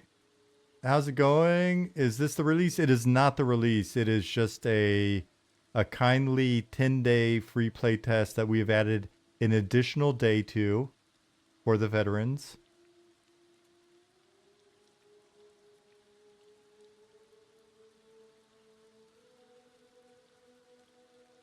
Good night, Ollie. Sleep good. Are you actually getting sleep tonight?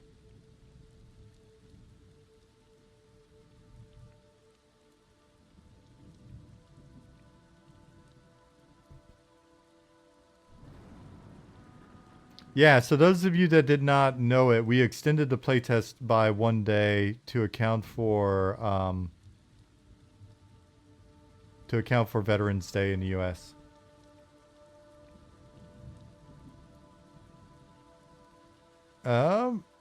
You would sub to a roleplay server that costs twice as much if the rules were enforced. What if there was a roleplay server that it just cost the same amount, but we tried our best to enforce the rules?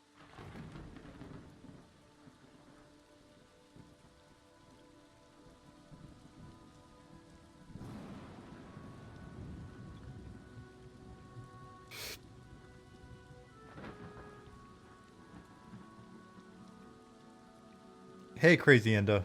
What's going on?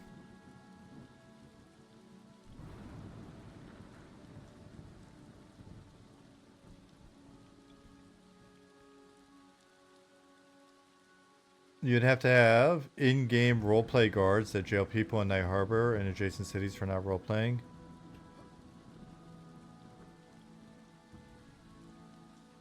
I still want to do the voice over IP, um, kind of GTA 5 style roleplay server. But I know that voice over IP is not something a lot of you want in your roleplay server. I get it. I know there's a big split there, but it would be whitelisted. You have to apply. You have to have a character or characters set up. You have to go through the application process, and then you're allowed on the server. If you break the rules, you're kicked off the server. And so those of you that are saying that would be awesome, you would do voice over IP. You would actually act out your characters. Absolutely. All right, so there's like 5 of you.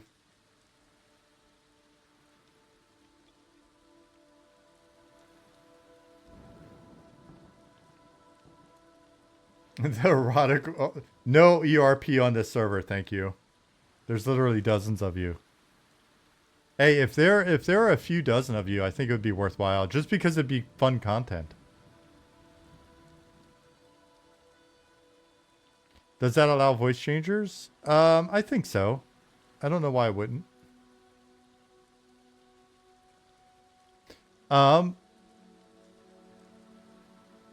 Crazy Inda said, just playing this amazing game. How about you? I'm just watching you people play this amazing game.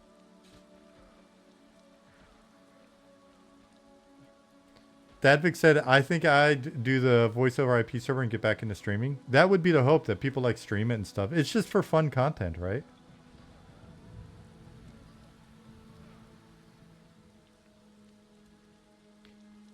Yeah, if anybody's like breaking roleplay, like if people are calling you out for your voice or anything like that on that server, they would be booted from the server.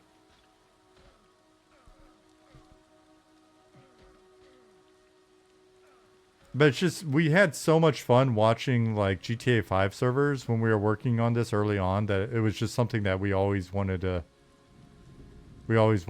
like see done.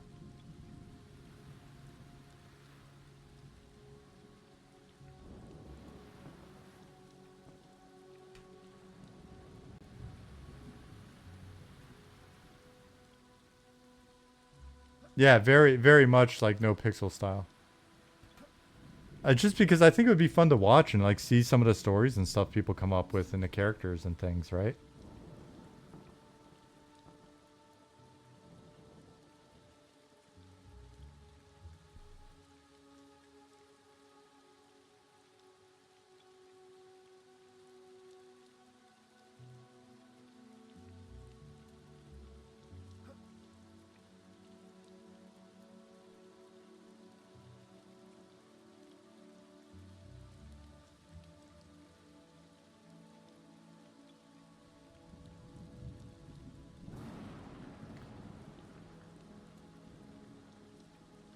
Yeah, I'm very curious to see. I'm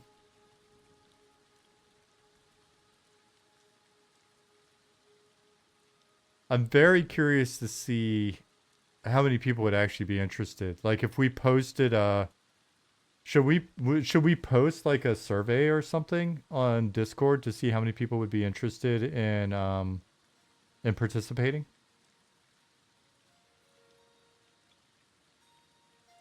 And then determine if like we hit a threshold.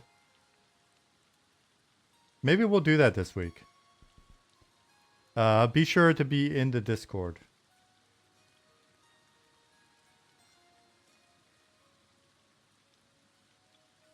Brandon said those Night Harbor updates in the background are so great. Yeah, man. The facades, you know, we still got some updating to do here and there, but it kind of feels like a painting already, doesn't it?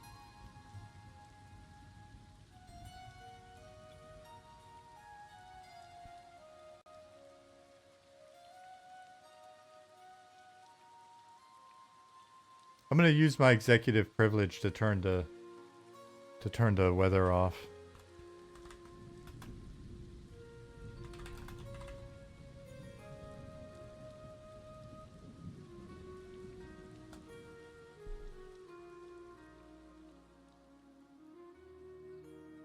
I actually really like what's happened here as well. There's a little bit of this that we maybe can adjust for better or something, but like looking out over the dunes to the east is also really fun. There'll eventually be stuff out there. There's like there's some post 1.0 zones that we already have. We already know what we want out there, deep out there.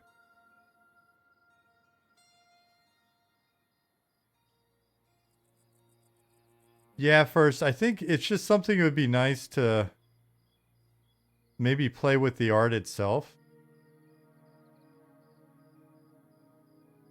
Since it is so far.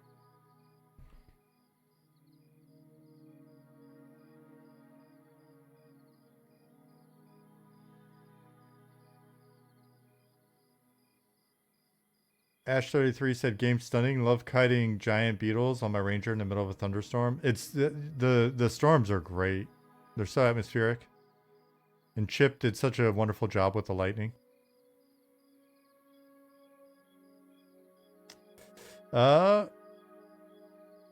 Matsu said, I mentioned this to Nick. I know the Beastmaster is still very much in the works, but any chance smaller races can ride big pets as bears, just planting watering seed. It's just our pets are, or sorry, our mounts are, it's such a system that it'd be kind of weird to merge those two. Because the mounts have stats and inventory and different ways of manipulating the inventory through like which kind of tack you're using with them and all that stuff. Like, the mounts already do that stuff. It's just that they're not widely available, which I keep forgetting. I think that might be mostly like us going through and doing pricing and purchasing or whatever. But they're in. We've messed with them. So wait, will we have to have saddle ogre? Will we have to saddle ogres as a gnome? Oh, that's a fair point. That's a fair point. Because that won't be the case, and gnomes will definitely be able to ride ogres. But that's a fair point. I've already found a flaw in my logic. Mounts, like I said, mounts are basically in. Mounts will be in for beta, yeah. Can goblins mount ogres? There's a bit of a controversy on the team. It may turn out that ogres can also support goblins, but I mean, goblins are dirty. They stink. They steal. They smell bad.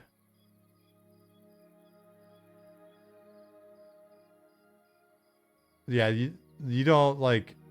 I can see goblins sitting on a troll because trolls also stink. They do not smell good. That is a fair point, Swanee.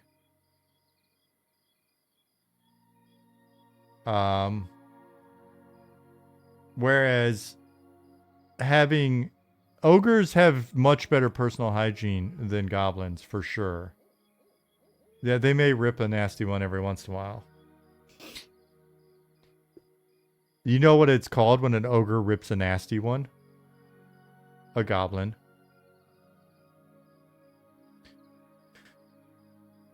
So, whereas gnomes are essentially, it's almost like putting an air freshener on an ogre. Gnomes are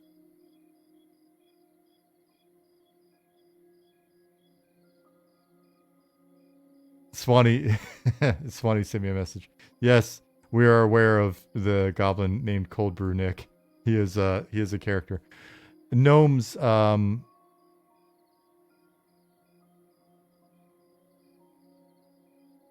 I didn't like the timing on that, Senexa. Is there a lure system for fishing? We're discussing gnomes at the moment. And I don't like the implication of what you just said.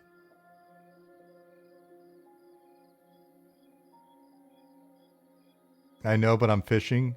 Just as long as we keep those two things separate. Maybe wait until we're done talking about gnomes for you to start talking about baiting hooks. Okay, Synexa? We've enjoyed your presence here for a long time. We would hate to interrupt that. So, gnomes smell good. They're very smart. It's essentially like if you had the best smelling ChatGPT on your shoulder. Very smart. Never gets an answer wrong, a gnome. All right, so do we have lures? Synexa, there's a whole thing. You know what that reminds me? I just need to actually sit down and do it. I need to do it tomorrow. I'm going to consider it my fun time activity tomorrow is to like write up the fishing thing. Cuz I would love for there to be like various like I have this idea for fishing. I'm going to write it in all caps.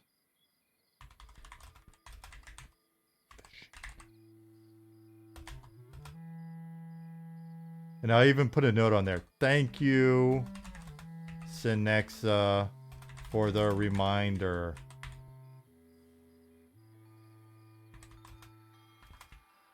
Despite the gnome lore timing, that will not happen again. Thank you. All right. The note has been made. I need to get this written up and put in front of the guys. No, it wasn't an interruption that bothered me. It was just I thought maybe you were thinking about putting gnomes on hooks.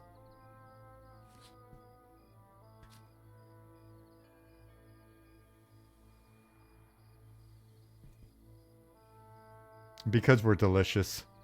We would be the best bait.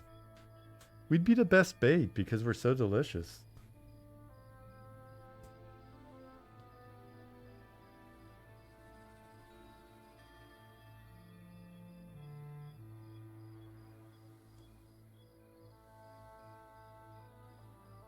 Be out there catching your mom.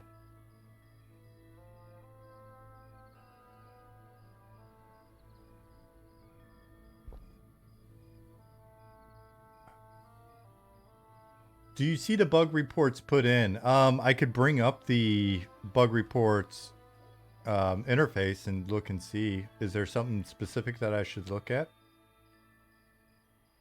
Are there any plans for a compass? We haven't had like strong plans for the compass, but we've talked about Sense Direction earlier in the stream. We even talked about what do you guys think about a dungeoneering version where there's an outdoor like sense heading and an indoor sense heading.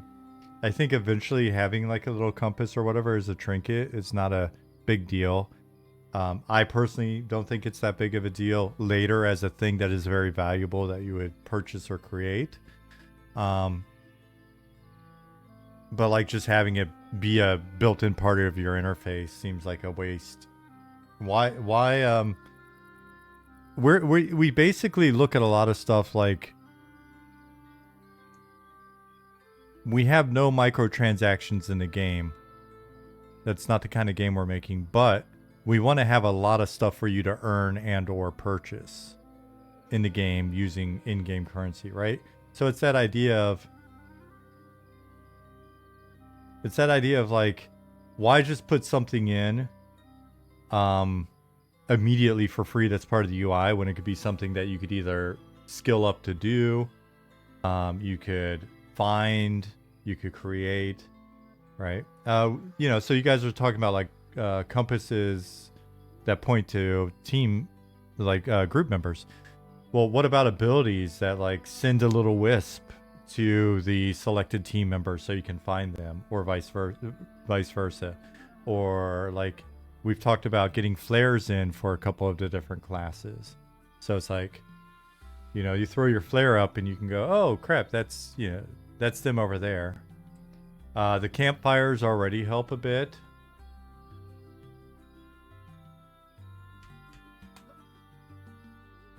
Let rogues drop markers. Non-combat familiars for spell casting would be dope. Yeah, so it's like getting some stuff in like that where you're like, flare spam will be abused. There'll be a cost to it, and then if somebody's spamming flares, you know, and they're like, it's like, that's not us. That's the jackass over there. We're to the left of that if you're coming towards us from blah blah blah. Right, so I mean, some of the stuff like flares I think are on Nick's list already. I think he's mentioned them. You know, a mage flare. I'm sure like an archer or a ranger or whatever. Flare staff for a mage would be cool. Yeah, so it's that type of stuff where, you know, does it help you at level 1? No. But is it cool and eventually awesome to have? Sure. Rangers, Flares, Pantheon. Yeah, well, it's a good idea. Why wouldn't you? But if you've already got a built-in compass like you do on Pantheon, like, do you really need it that much? At that point, it's just kind of a fun thing to have, I guess.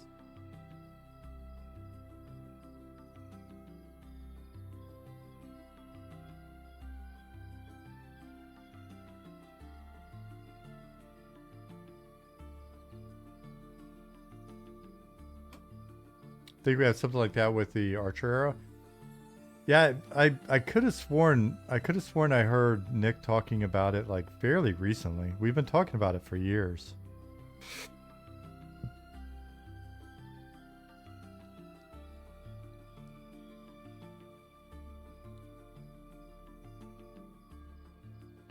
Sneaky Russian said, appreciate the buff icons for things like sheltered, rested, etc. It was always frustrating not knowing if we were rested. Yeah, some of that stuff is just kind of like, you know, we're getting it in as we can. There'll be more and more functionality coming online. I can't grab mine.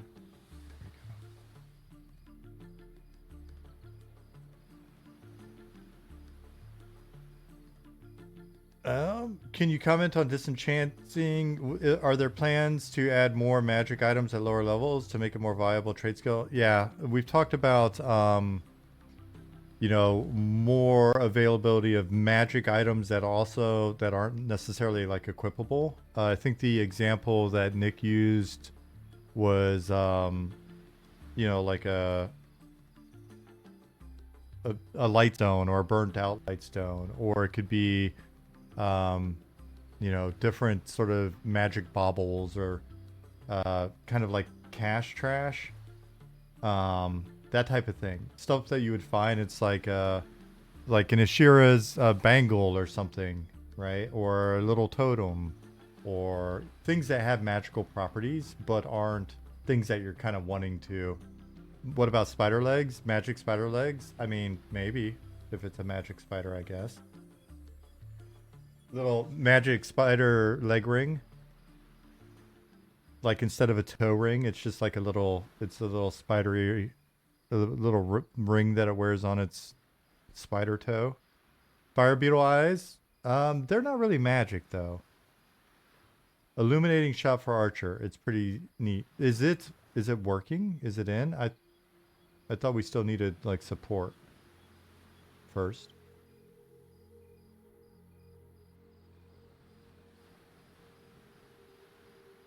Oh, that was the bug. You could disenchant spider legs? Okay.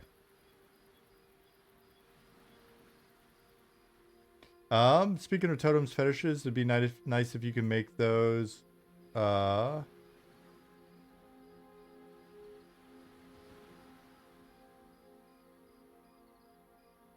Could make those. Sorry, it's like scrolling up.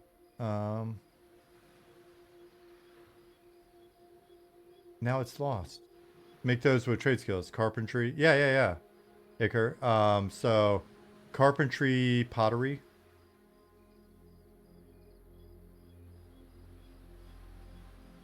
Did Chip post a video of that? Now I'm very curious.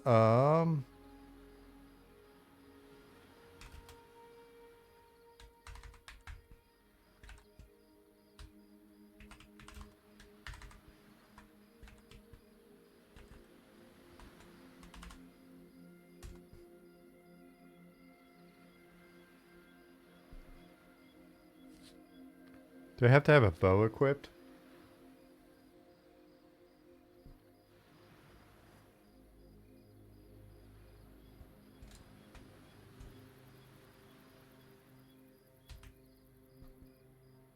I don't think I can, well,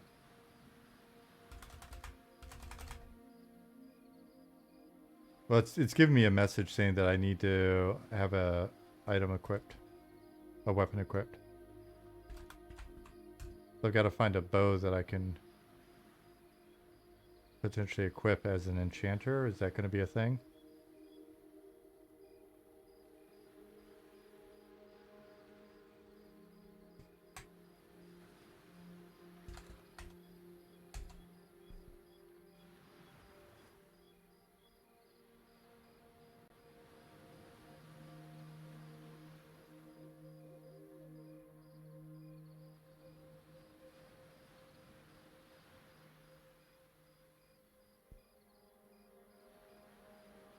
Swanee, what class are you?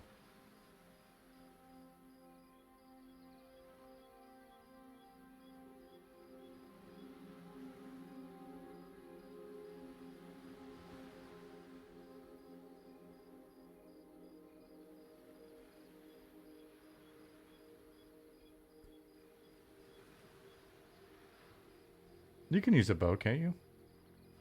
Come shoot.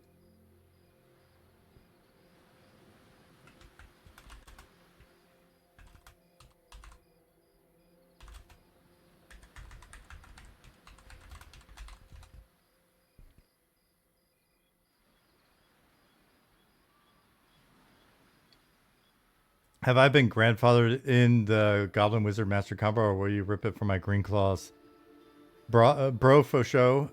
It's going to be ripped from you, but you'll be able to earn it back during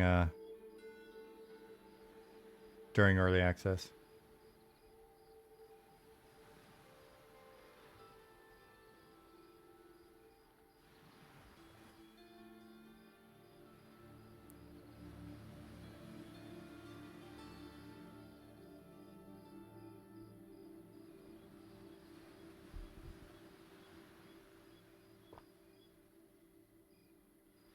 What kind of prices are you looking to charge for access to this game on release? It is it's $15 a month. That's it.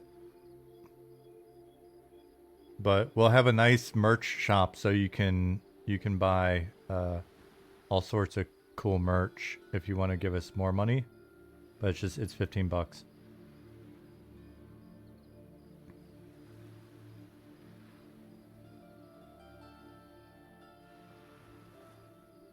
Yeah, hoodies and beanies and prints.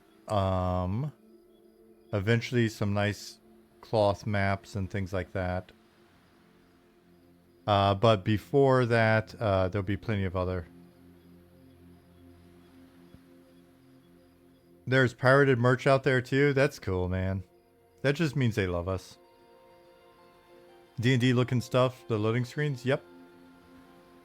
Hey, what's up, Darius? Will there be a nice M&M art book? Eventually.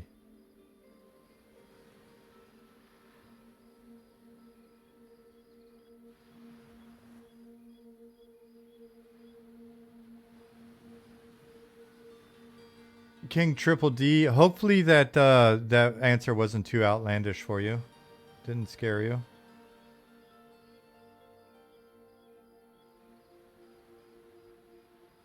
Matsu, yeah, we definitely, we've got a very talented team. We're very blessed to have the folks that we have. Vanifac, yeah, he posts that, and we've discussed it a few times. The Kano's Quest web diagram. I think over time, given the efforts of Lasava and Bill and others, hopefully we will find you will find that there'll be some equally intricate stuff out there from us. All right. Swanee's going to be right back and see if he can actually fire this thing off. 3640 solo areas seem pretty scarce. Been searching all over for some with no luck. We're going through the list right now as we're working towards beta and like getting more stuff in place. It's funny you say that though, because the work I'm wrapping up right now is kind of it's kind of on the edge of that. So I have to look. Have you been through Fallen Pass though? You didn't find anything in that range in Fallen Pass? Oh. Okay, I see what you're saying. Illuminating shot. Maybe I did see that.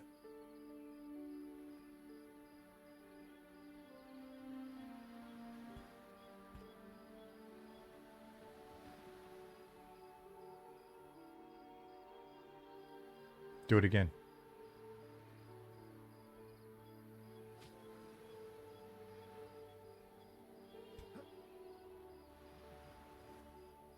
Again.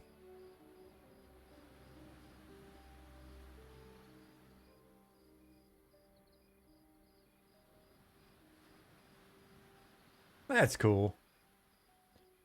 We need a flare though. Like we need a full-on flare to the moon.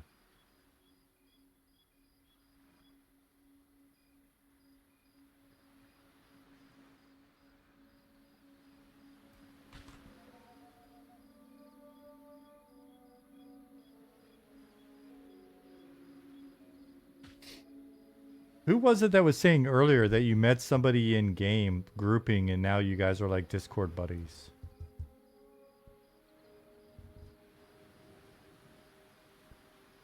Dargeth said to Zukin, I've got a new friend of mine.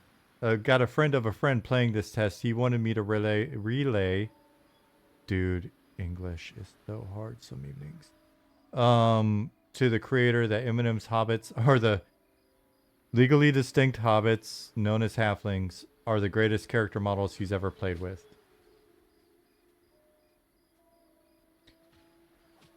So my only feedback though is I feel like, and I was gonna post this in Slack really quick, is I feel like these two moons are a little sparkly, like a little busy.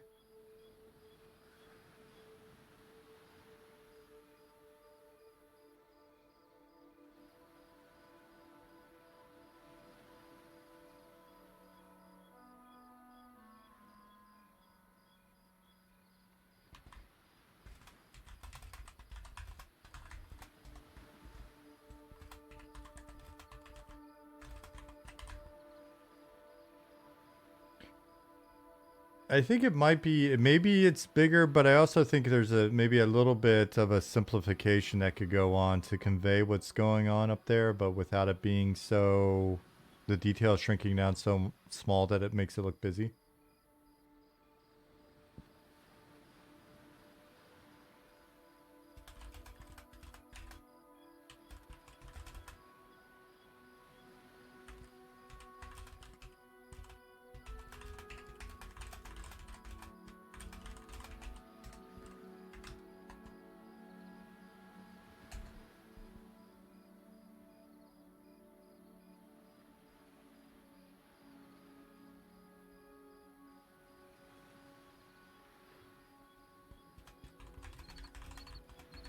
What's up, Simon?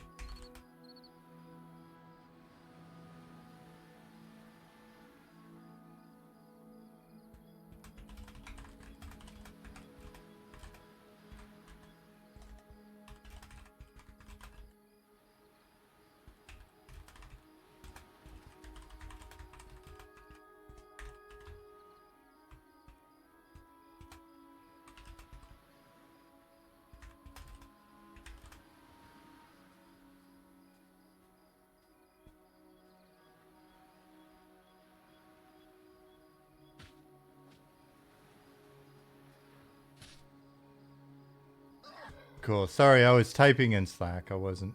Goblin said, "Are the moon textures using no filter at the moment?" I'm not sure. I don't know. I just posted in the environment art channel, so that we could discuss it or talk about it.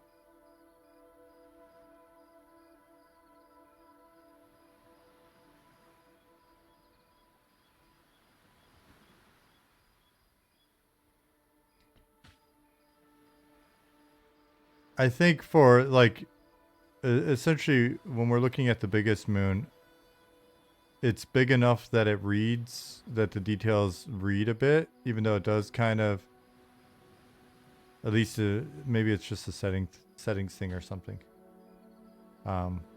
Sparkle's a little bit on the leading edge. Do all the moons go through phases? They do. And then all of the phases are something that we're aware of in data.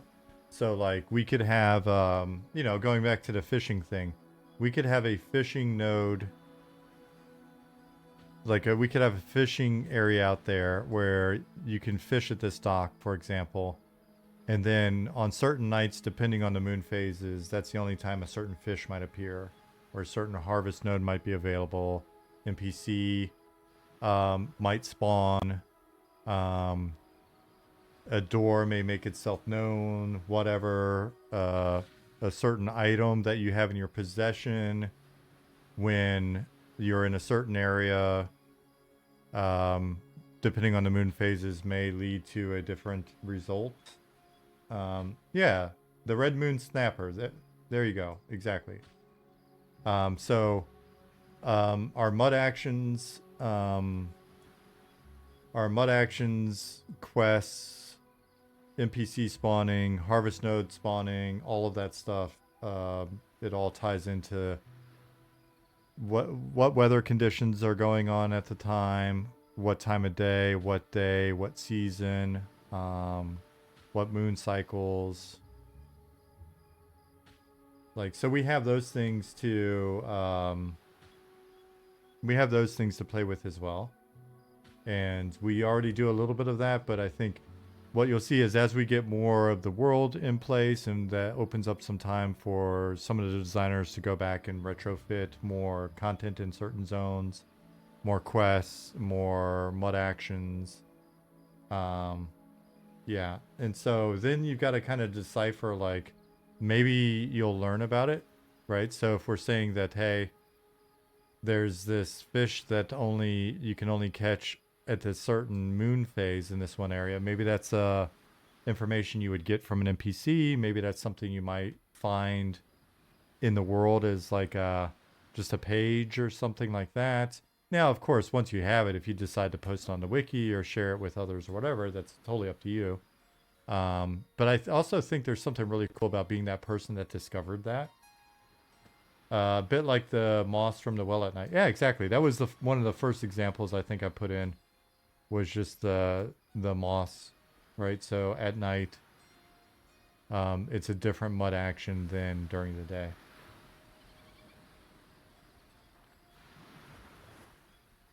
And so one of the other things that we can do is, because we know what time it is, and we know what moon cycle it is, and we know your location, one of the things that we can do in data is I could set up a volume, like say, it's not going to be a good example, right? But assume there's maybe an interesting stone, right? Or you get something that tells you to come here, and you're standing here, and you're given the information that when the 3 moons are full, when you're staring at the 3 full moons over the tip of this monument, something can happen. Well, for us, all that is basically knowing, you know, I just do time when I'm in here working. And I look and I go, okay, well, so it's this game time, and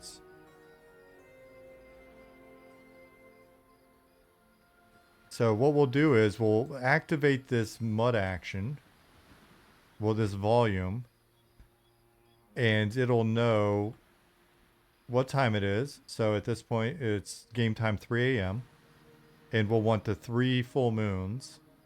And maybe you have to have like a special lantern that doesn't work. But then when you're here, at that time, in this place, we can make the lantern work. Or we can say something like, the lantern works and reveals this sigil carved into the rock. right? And that's maybe the next step. So all that stuff, it's just very simple, just data-driven systems that are taking different small pieces, working together, and producing something kind of mysterious and cool, right? So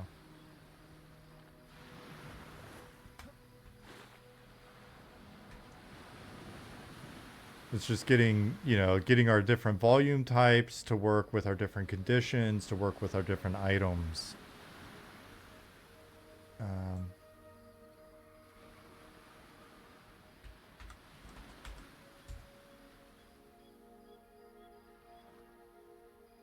The light of the moon breaks its gem when it's harvested. All moons must be new in order to successfully harvest it. Yeah. So we put those kind of clues in game, and then there you go. Fungus44, Nibbly Nibs, thank you for the follows.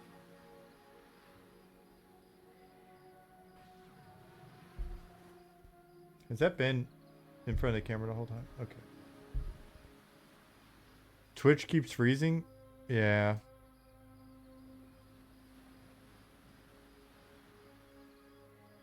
Yeah, that type of stuff's really fun as well, Bill.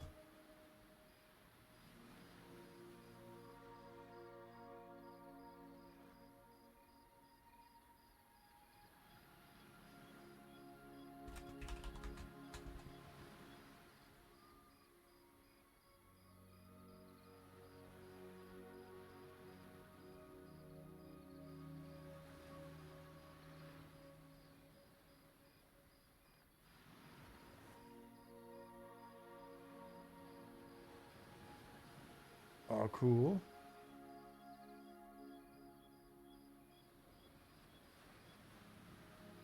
Good to see Roland in if I'm pronouncing that correctly. In Slack.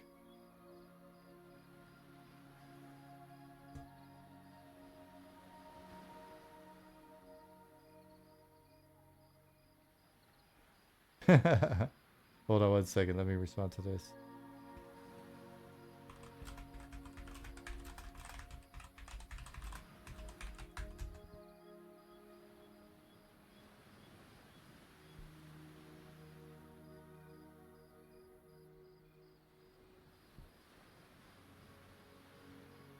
Could be drop frames.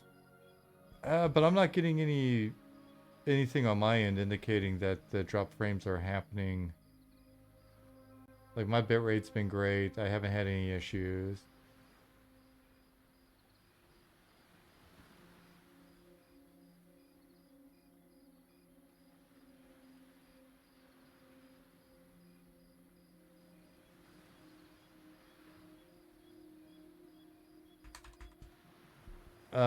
Any changes coming to merchants accepting more than one item or more than one item type?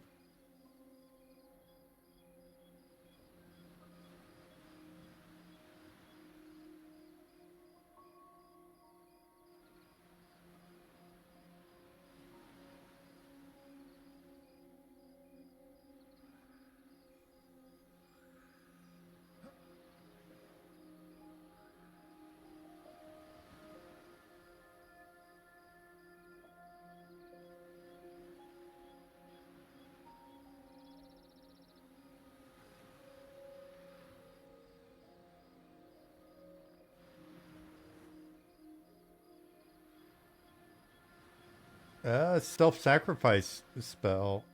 I think that would be cool, especially for like paladins or something. Blue Knight said it'd be cool if you could self-sacrifice via skill that lets you exchange your life for a comrade during combat. So-and-so is going to die. Will you sacrifice your life for theirs? Like a buff that you put on them and then keel over.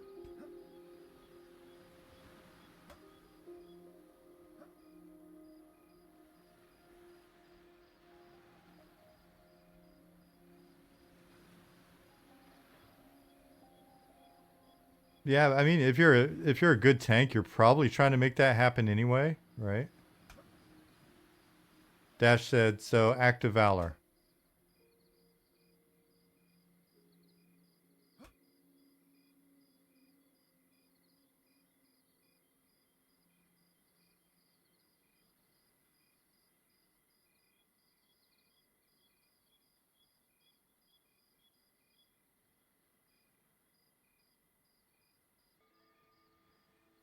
When did this...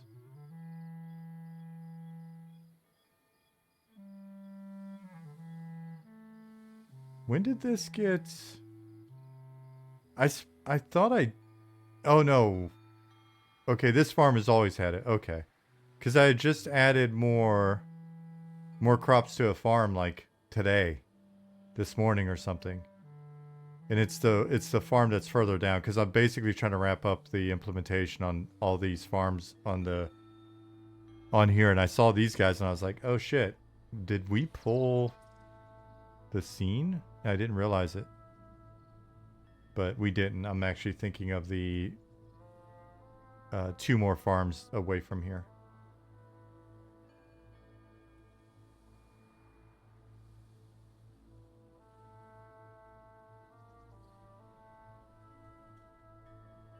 I missed the... Did Fance reply after that?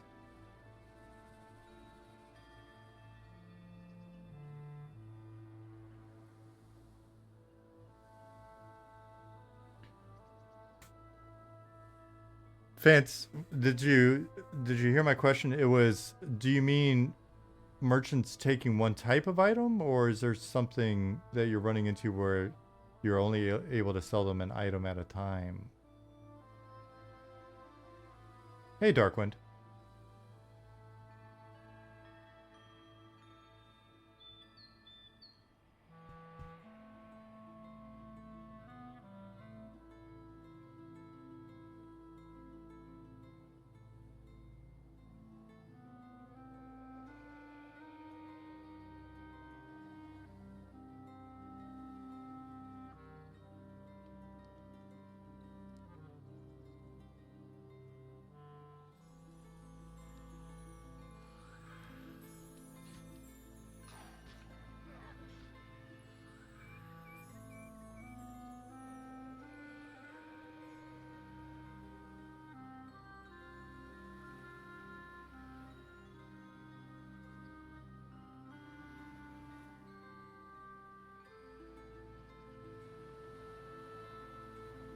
Just run around checking out what people are doing. Off the clock. Not looking at petitions. I'm curious. How many people we got playing? 1,100 people playing. Not too bad for... It's still kind of the afternoon for a lot of you guys in the US, right? Petition queue is handled.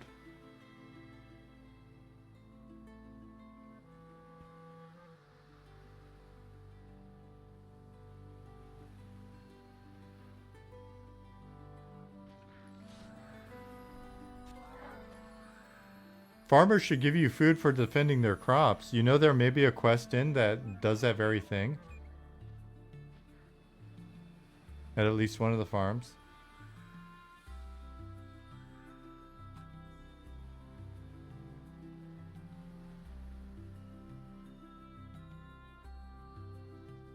Thermero said, hope you're good. Guys are enjoying this test as much as we are. Dude, it's been great. It's nice. So far we've had 8,000 unique accounts playing. We're averaging what, like 40... do I still have it up? Yeah, 4,400 unique players per day. So it's cruising along. People are playing. Things have been pretty good.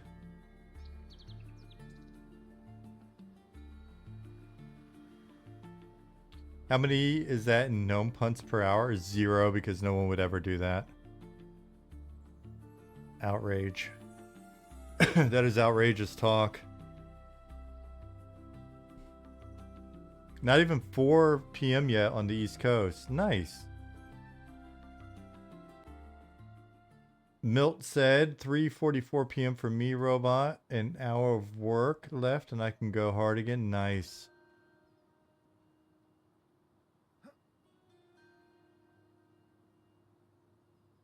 Can I ask that the big bats are distinctly bigger than the smaller bats? The smaller bats need to be a bit smaller. If you remind me, Liz, we may be able to make that happen.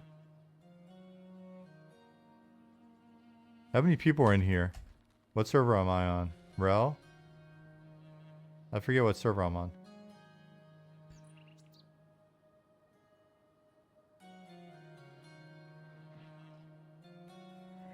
Ronald M. Ford said halfling superiority over gnomes? I don't think that's a thing.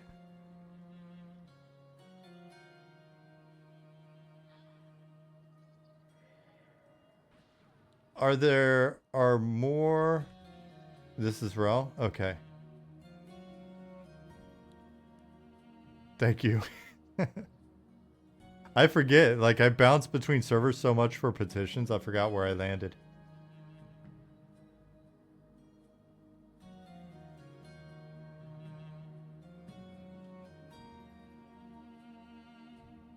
Yado's surname wouldn't work in the surname window?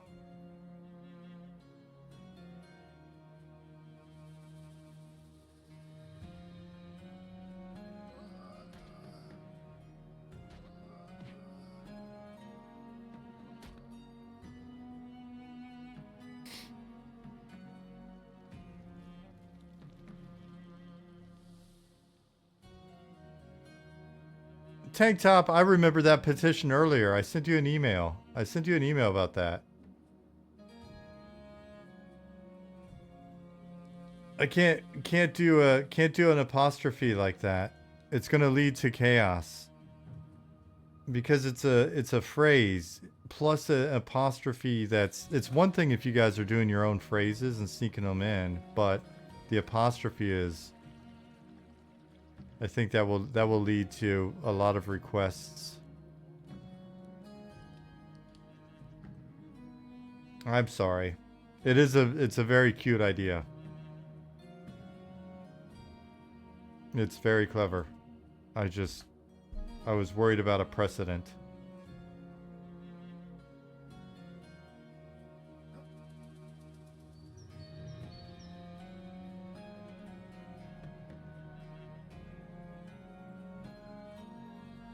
Buck Cheslow, thank you for the follow.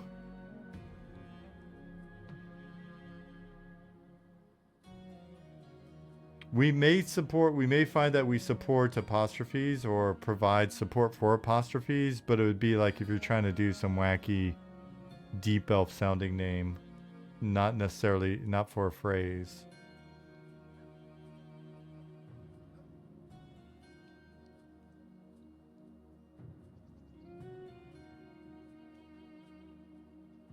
What was there was something about more granular graphical options coming rather than just the basic template selection. Over time, I wouldn't be shocked, Zombie.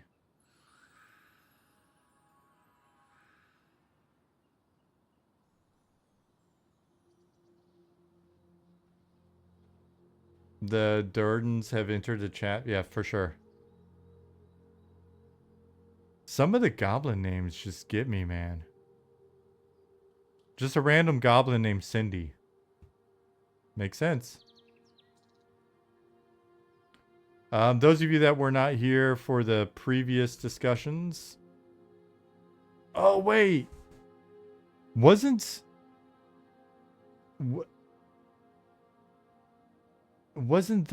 Cindy in the one video? Wasn't there like a video?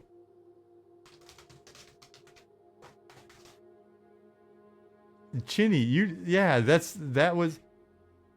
Oh, what video was that? Nice. Where the guy was like, oh, Cindy. Oh. Can I get a link to that video? Chinny, do you have that on hand?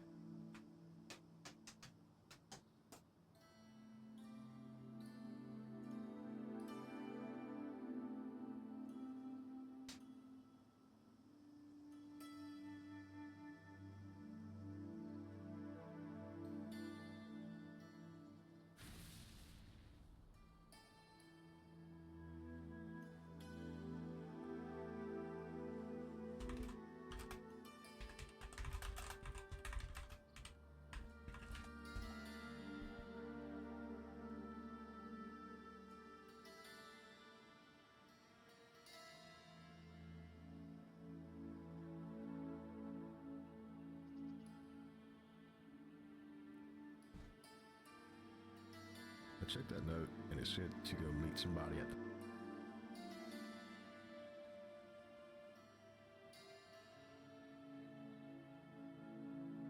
I checked that note, and it said to go meet somebody at the park.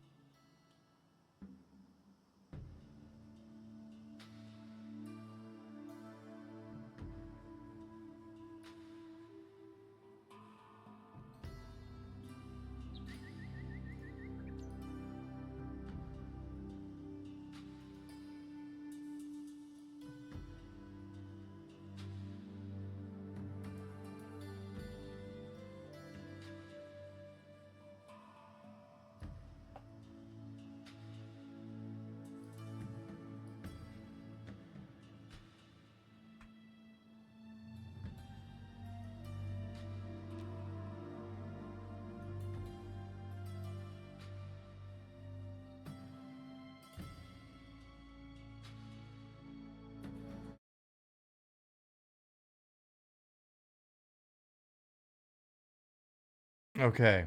So yeah, this is the video in question. See if it's loud enough. And it said to go meet somebody at the park. I thank God for these. These signs are so cute. There's no map in this game, by the way. So the goblin, I love her name's Cindy. Oh, she gave me a speed buff, I think. Yeah, the speed buff. Oh, thank you. Thank you, Cindy. Cindy the goblin. I checked that note, and it said to go meet somebody at the park. I thank God for these. These signs are so cute. There's no map in this game, by the way. So the goblin, I love her name's Cindy. Oh, she gave me a speed buff, I think.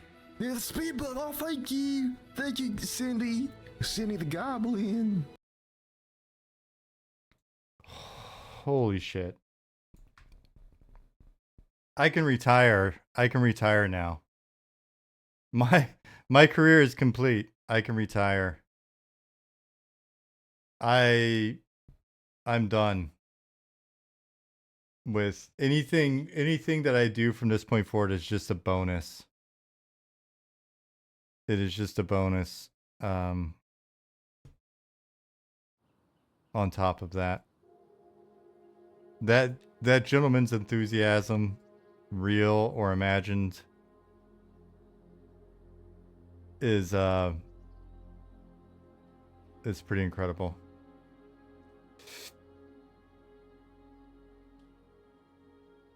Was I trashing goblins earlier, and yet here we are seeing a nice goblin buffing? I wasn't talking about Cindy.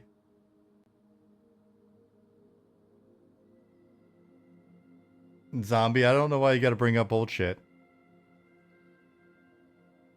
That was literally dozens of minutes ago. And she may stink. I mean, she is a goblin. So she's incredible, but we don't know exactly what's going on smell-wise.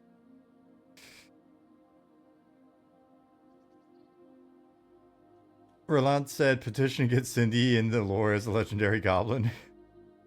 The story of Cindy.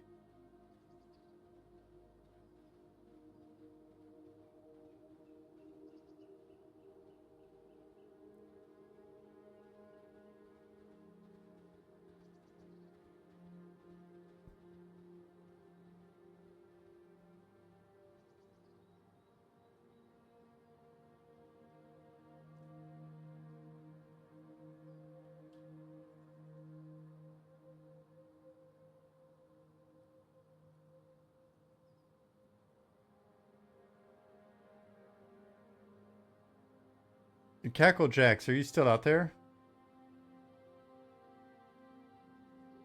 I don't know if he's still out there, but...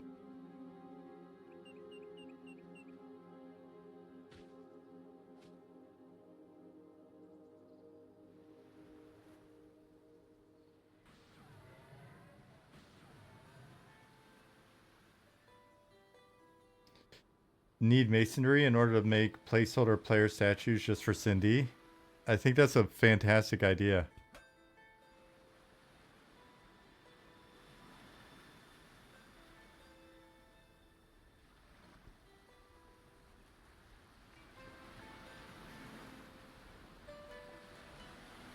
Merch is just out there fishing.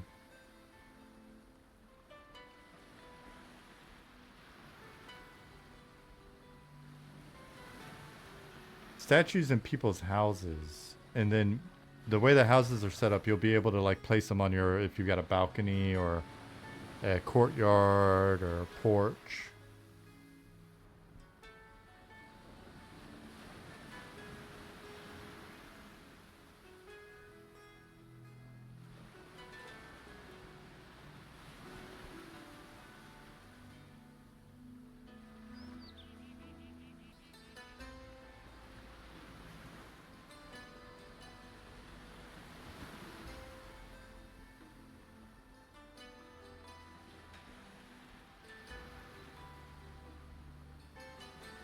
Cindy could spawn outside Night Harbor gates like Fippy. But instead she just runs through and sells all the noobs. Well, but see, we don't even have to... She exists. She's a real person. We don't even have to simulate her. We just have to honor her as a player. You can decorate outside your stoop, like around or on your door. Over time, we want to be able to have more stuff, like different doors, different awnings, different signs. I think we already maybe support different signs. But then the way that the volumes were set up, if there is like a stoop, or if there's a bigger space, then I went ahead and tried to put some volumes there. I know you're just goofing. I'm goofing back, but I'm so deadpan that you can't tell. It's my shtick. Can you currently decorate at all? I bought a house in Night Harbor funsies, but it's just empty block. There was the very base implementation of like proper furniture placement that Ollie put in. I don't think that's in yet. German humor has rubbed off on me. Yeah. No, I've always been this way, to be honest.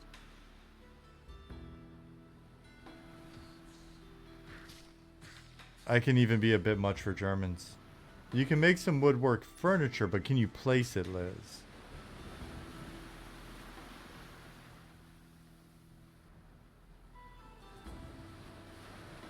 Swanee said, a pilot I used to fly with in the Air Force, who's a professor now, accidentally added me to a group chat with the students. How badly do I fuck? You know, just don't go too hard.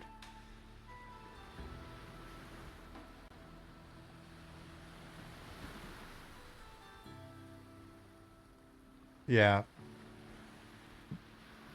The hope is to get as much of that stuff in prior to going into early access as possible, so that we've got time for you guys to like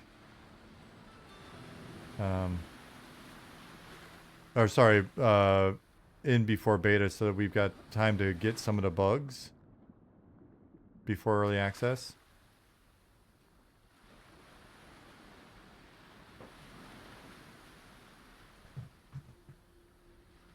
Yeah, break as much as possible.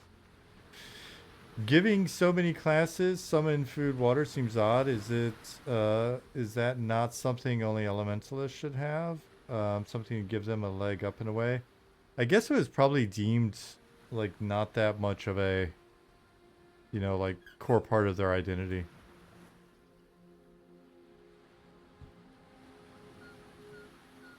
There you go. One sec. Let me ask something.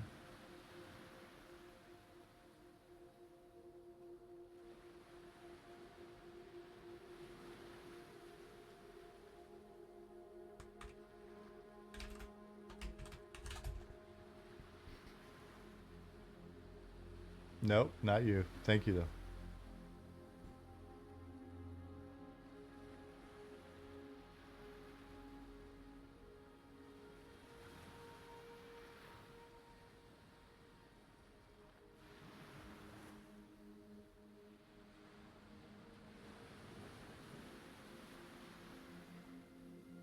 Pinging Nick to see if he's planning on streaming today.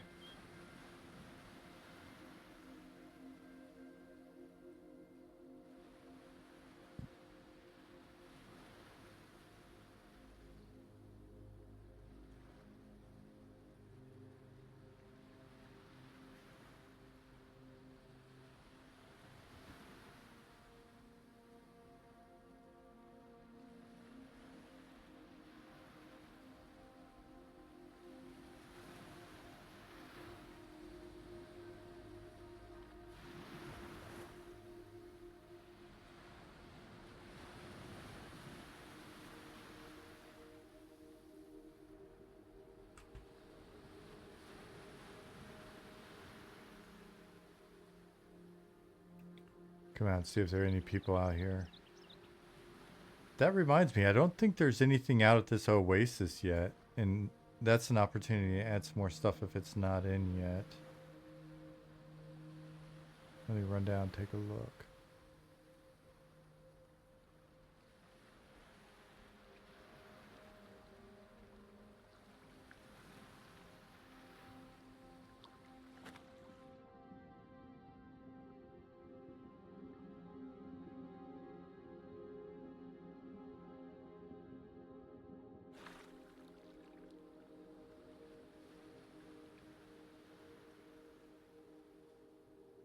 Where was the play nice policy posted? Oh, there's been an update to the website. Here, I'll show you.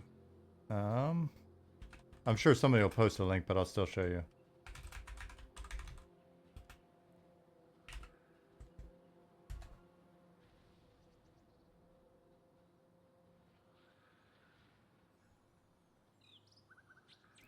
So we've changed things. Let me know if something broke. I tried to catch stuff like this FAQ link and stuff like that earlier. We've changed things up here slightly, so now there's a link to the community hub. This has got the new FAQ set up, so you can search. You can. Oh, it's funny. I just typed that in. You can expand these. You can sort by type. Apparently it does read your mind. Like I literally just made a note about Snexit. You can... So I can do that fishing stuff tomorrow. Clear it. Go back.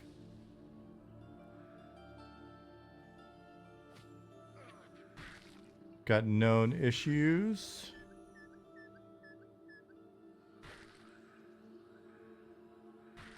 These we stripped out a lot of these are links to our actual issues database, like our GitHub issues, and so we've got, I think we're sitting at like 600, and it includes feature requests. It includes some workflow stuff like, you know, whatever, bear animation set 2 or whatever, that type of stuff. And then it includes bugs as well. So John NS has been going through here. We probably need to give him a little bit of support, like helping get more of those flagged. And what we do is we just go through our database and we just tag it as public, and then it feeds straight into here so that you can start to see a little bit of like the various issues that we've got. And also maybe some stuff that's still in progress. I think he's been rewriting or adding some issues that are just like stuff that's in progress. Let me see if I can find one.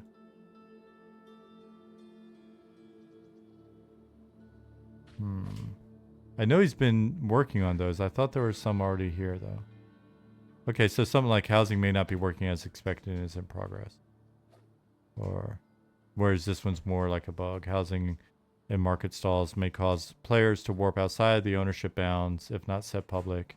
This can affect courtyards, balconies, etc. So just so it's a little bit easier for you guys to find like issues on your own without having to like guess if we know about it or not.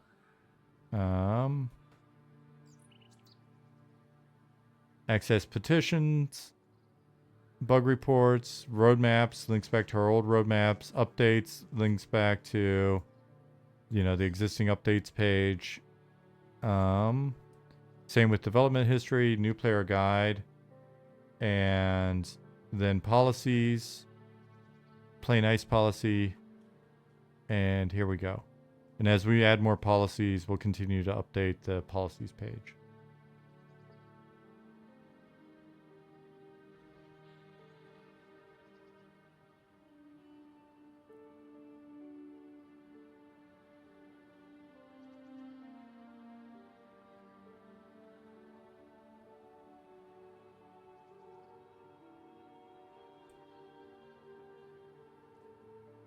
What we eventually want to have is a dashboard where you're able to see some of the metrics, some of the stuff like what Ollie's got posted, right? So that you're able to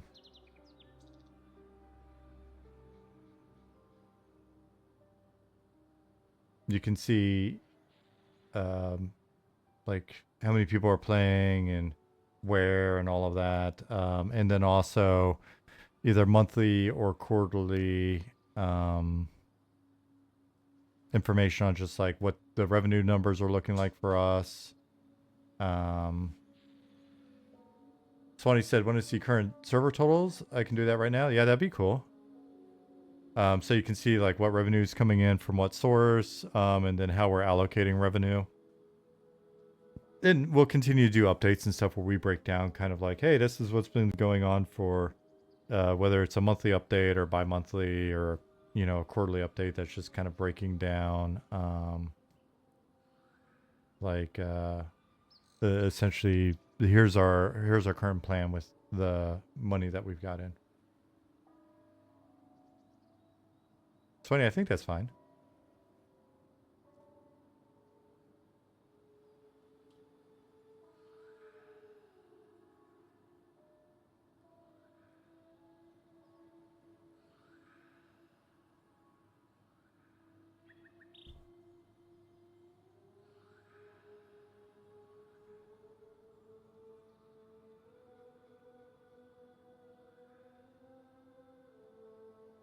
Yeah, Shooter. Ollie's been running a stream that's got this information here.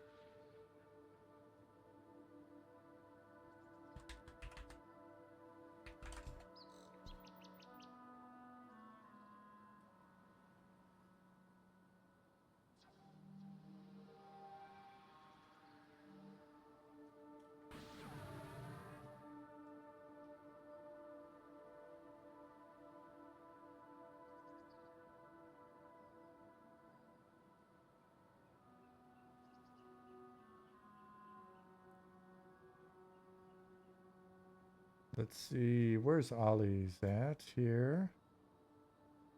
Then we'll mute it.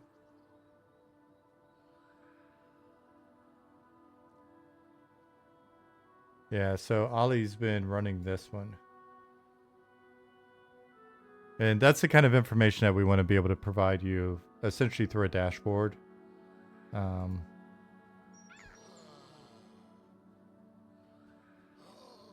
So that you guys always have access to like this type of information through the community page, like the metrics and KPIs set up.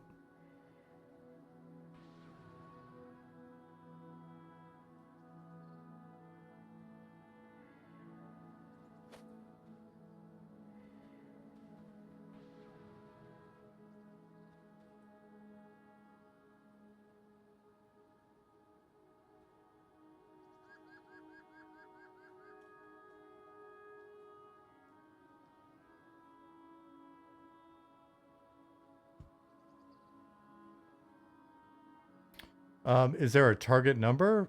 No, not really. I mean, we're keeping an eye on player distribution and the way it feels during the playtests, and it's one of those things where whenever people are discussing numbers, I think I was mentioning this earlier. There's a bit of confusion between like max concurrent. Was it Cindy? It was Cindy.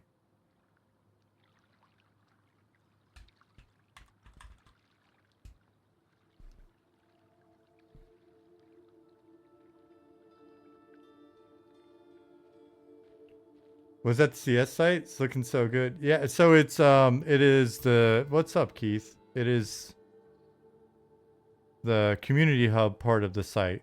And so this is where we've been sticking more of the, you know, like moving to integrating like known issues and FAQs and then linking back to some of the other pages and then like PMP and stuff. So but it's not we're not showing the actual like customer service functionality. That's all still super secret. We can't let the enemy know our capabilities.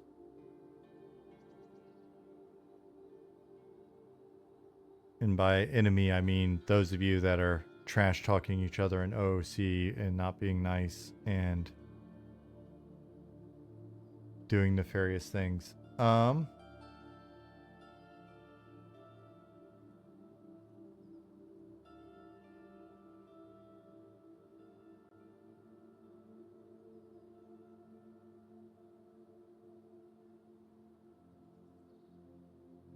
I did not miss the great debate and shout over sharing mining nodes.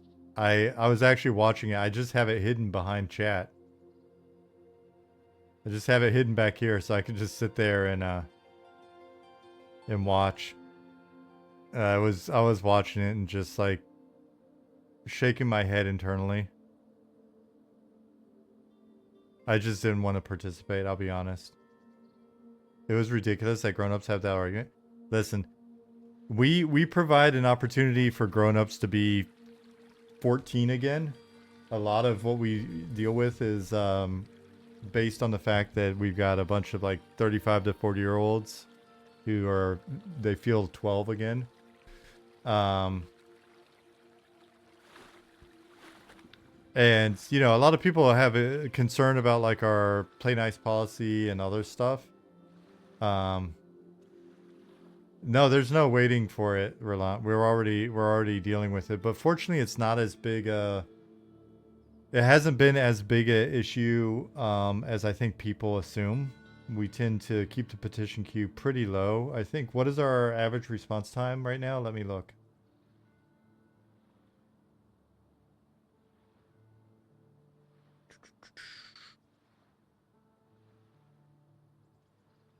You'll have it before I do. Swanee, if you're looking. I had to like reset it up. So far this test, we've had 8,000 people play. We've had 373 petitions.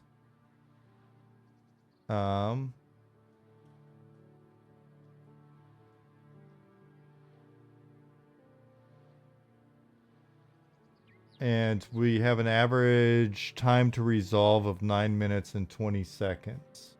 That said, sometimes when staffing's low or whatever, or we're busy screwing around and not paying enough attention to the queue, we've got, it may take us up to, so our average claim time, and I think this is just because we've had some queues sit in, some petitions sit in the queue for a bit. Our average claim time, unfortunately, is 25 minutes. But I think that's, Swanee, if we were to like remove some outliers, I just can't imagine that being the case, because usually there's no petition in the queue because someone snatches it so fast. But resolution time is 9 minutes. Yeah. So I'm wondering what the outliers are that have kind of bumped that number up. But yeah, I mean, we do get some repeat petitions from folks.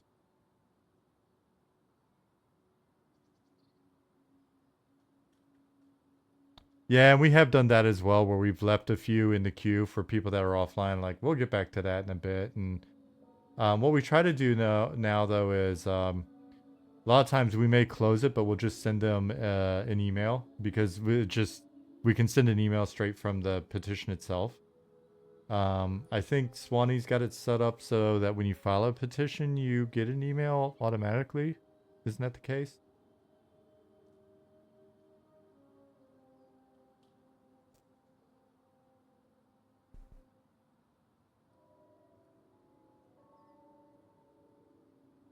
Yeah, auto email. If you respond to email, it reopens the petition so that we see it. So now we can like not feel bad about just kind of like closing out the petition. Send an email, close out the petition, and say, hey, this is either what we did, or we need more information from you, or whatever. A number of petitions, like when people are talking about like kill stealing, or you know, people claiming other people's camps or training and stuff, there'll be a handful of them that will take a little bit longer to resolve. You know, believe it or not, a lot of them are, um, a lot of them are misunderstandings or people just frustrated or whatever. So we say we have the opportunity to take some time to actually smooth that out. But you know, everybody just like, oh, this play nice policy is not going to work because you're going to spend all your time doing it. That may eventually be the case, but we've had 8,000 people over. You know, we've had 8,000 people over the last going on 5 days. I would say of the 370 three petitions that we've had, I don't know. I would say no more than between 5 and 10% are probably for that, and that's with repeats. And you know, I think over time it's worthwhile because more and more people start to understand that if they continue to be assholes or break the rules once they're aware of the rules, then it's very easy for us to leave notes on an account. You know, put a warning on an account, stuff like that. So if we see when we say, hey, we didn't see it happening, but we're going to leave a note on the account, we'll do that because then we'll see, hey, this is like the third time this person's accidentally had this issue. Now we know for sure that it's something we're going to keep an eye on, and, you know, speak with the individual. And if they're just not kind of clicking with how we want to run the game, then all right.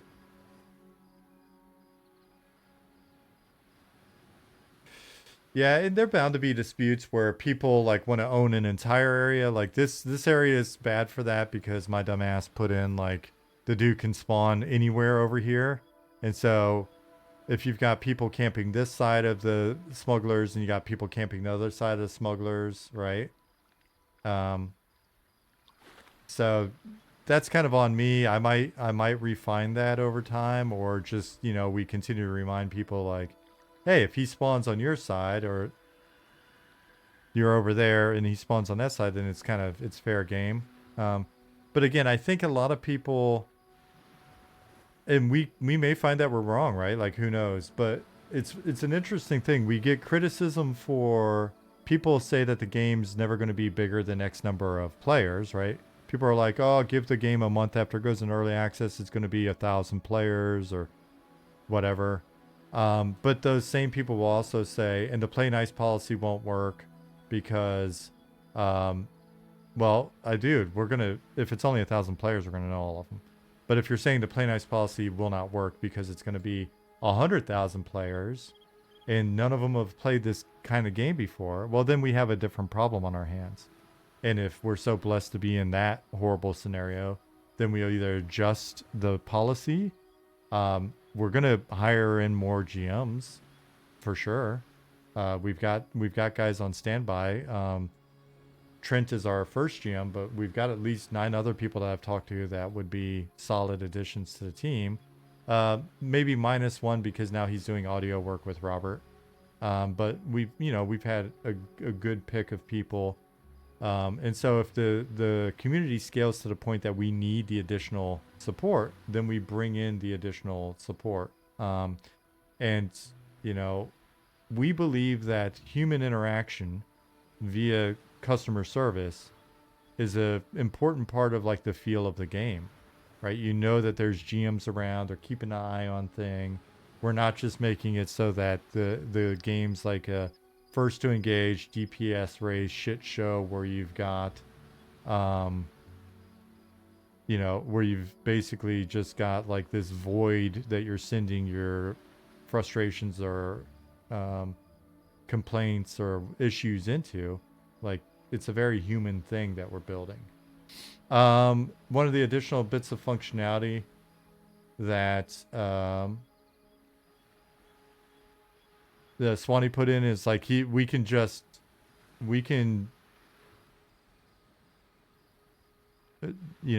shoot messages from the web app. The web app. We're not showing you any of like the actual functionality behind the scenes, but Swanee has put in an incredible amount of functionality. It is 100% for sure the most robust customer service, like GM support tool that I've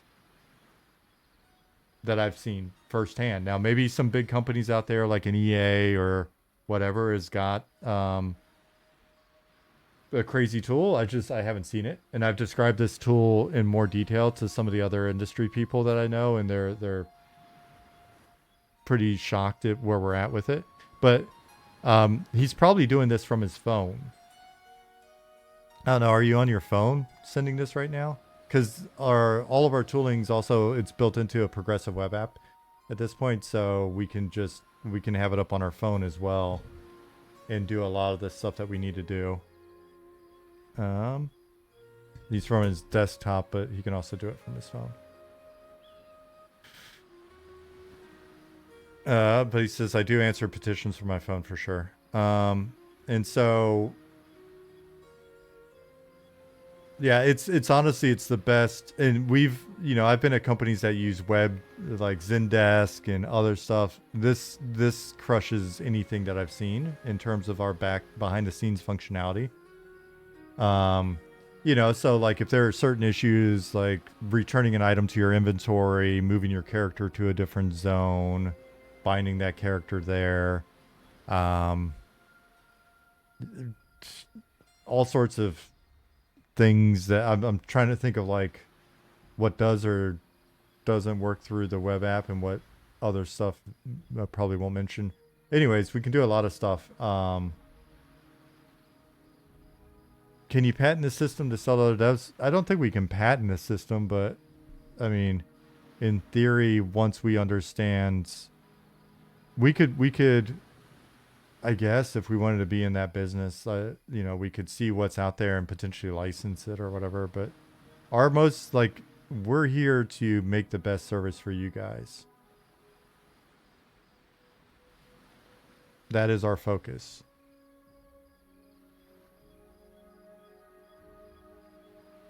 And this is just a part of that. These types of things. And again, like I said, there's really, really cool stuff on the back end that we're using that makes life a lot easier. And that's part of why we're able to answer petitions pretty quickly.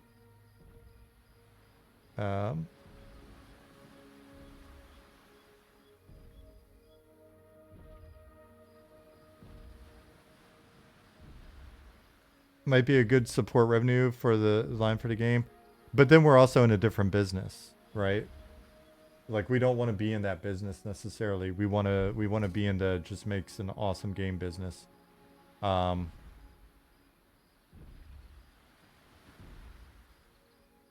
It's something where if it makes sense strategically later down the line, we could talk about it or whatever. But like our main focus is just because one of the things that happens to companies is, especially if they're like trying to get money or looking for money or money's tight, they're like, oh, we could do this other thing to make money.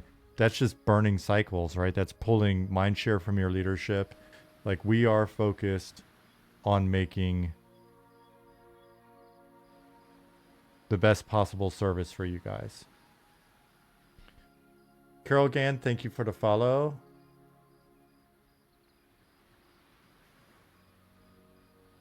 Swanee said, yeah, just about any in-game GM command we can do through the web app. Really, it's easier to get the correct context for the web app for things like quests. It's easier to get the correct context in a web app for things like quests, camp disputes, etc. Yeah, it's one of those things, like if we roll up on a camp dispute, we want to try to manage it through just like human connection and communication and like get everybody to chill out and kind of figure out what's going on.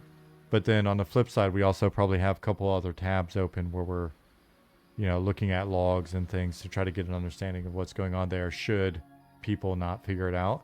I'd say, I don't know what it's like for the other guys, but a solid 50% at least of the camp disputes or training incidents that I get as petitions have kind of resolved themselves, maybe not to everyone's satisfaction, but resolved themselves once we get there, or it's been fairly easy to just get people to kind of like chill, but we're gonna have the ones that are tougher for sure.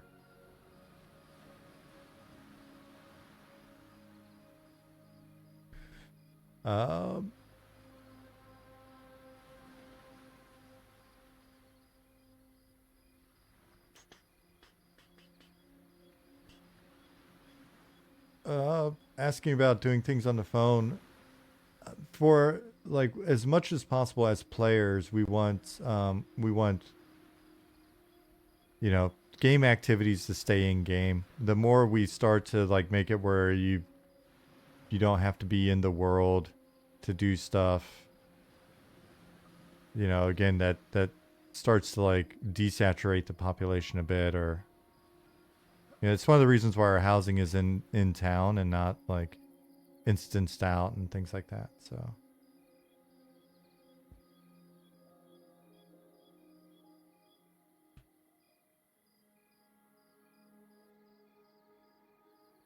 you know, the thing with like Steam is, you know, Valve could have made Half-Life 3, I guess. You know, and it's just Steam is such a beast. Steam just is.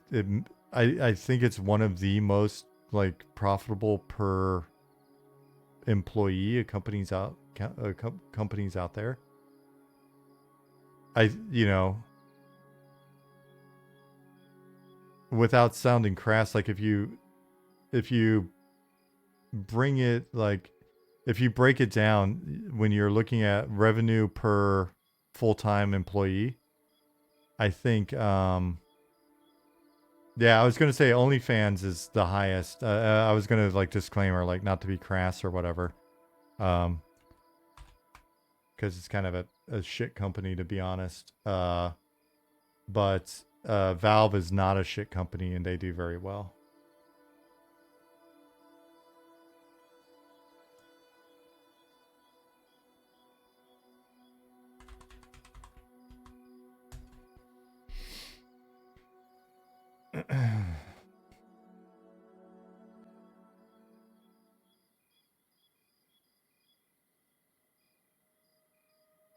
No, it's the people selling themselves. I don't think are being counted in that. It's the people that run the operation that allows people to destroy Western civilization. But let's not get sidetracked on real life stuff. Valve is a great company, and so you know it's one of those things where if they've got the cash. If they wanted to make Half-Life 12, I don't see what's preventing them from doing it. So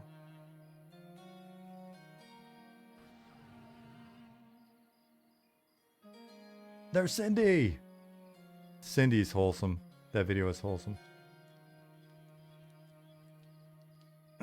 But yeah, like our focus is just making M&M, and if we do a good job of making M&M, then the hope is to take what we've learned from making M&M, continue to make more great M&M, and then you know, slowly build up other cool niche games.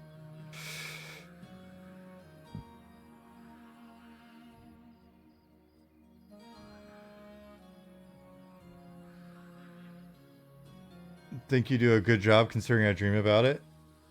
I mean, we're excited, man. Like, I don't think I can. I'm not. My personality is not very good at like being like, oh, right. You know, I feel like if I were like, yeah, man, I would come off fake because my personality is just not like that, and I would hate to not be authentic. Like I just feel bad about it. I don't want you guys to ever think that I'm bullshitting you. Every once in a while, I've got to like pull my punches or watch my words or something like that, and I feel kind of bad about it when I do, because I just want to be straight with you guys as much as possible. But then it sucks because like when you guys talk about how amped you are on the game, you got to understand, like for us, this is pretty surreal, and it's not surreal in the sense it's like, oh man, we're gonna make a bunch of money, or you know, like, oh, I don't. I've worked on games before. You know, I've worked on games that are still being played. It's been a really cool career. It's been a cool like profession to be in. It was really crazy to go from being an EverQuest player to working on EverQuest. And during that period of my life, I was so overwhelmed and like enthralled, and I felt fortunate at the time, whereas I'd probably, I would say I feel blessed today. And it was, obviously a turning point in my life because it became my actual adult career. Working on M&M is the craziest project I've ever worked on. And it is probably the most I've learned about like working on games in a short period of time. Everything in my career,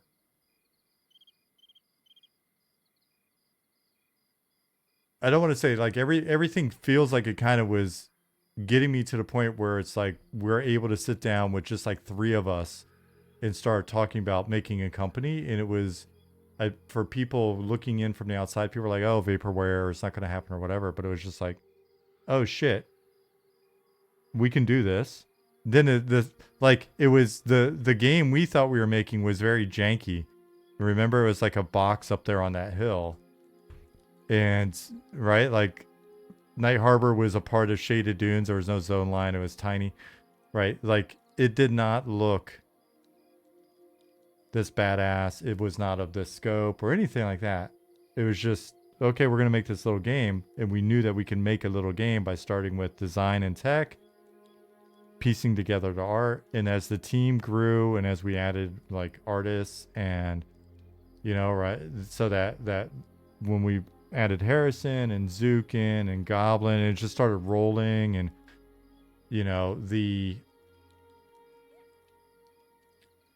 the thing that we're working on now is not what we imagined originally. It's so much crazier and so much better and so much more. And so we're super blessed to have the team that we have. And it is absolutely like the coolest project I've ever worked on.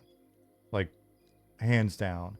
And at the end of the day, we don't like sit around here going, oh, like how much money are we going to make? Or how do we make, like, we think about like what do we do in each scenario, and how do we potentially utilize revenue if it comes in, or how do we grind ahead if it doesn't come in? But all of that shit's secondary. We're mainly focused on, and I can only speak for myself because I'm only in my head and no one else's. But I just think about like how exciting it is to be able to like have this be available for you guys to play. That's it. Just want it to be played. That's it. Like, won't this be cool if people are playing it? Like, how fucking surreal and awesome is it that like people are running around and they're in here and they're having a good time, and that's it. That's it.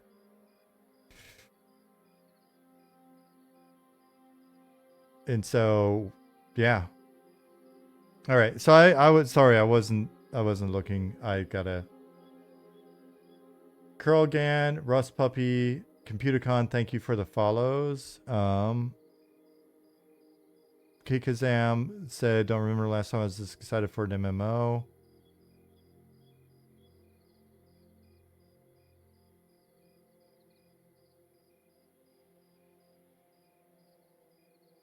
Told my wife the other night that this is a game I've been waiting to see someone make for close to 25 years. So glad you guys are doing what you're doing.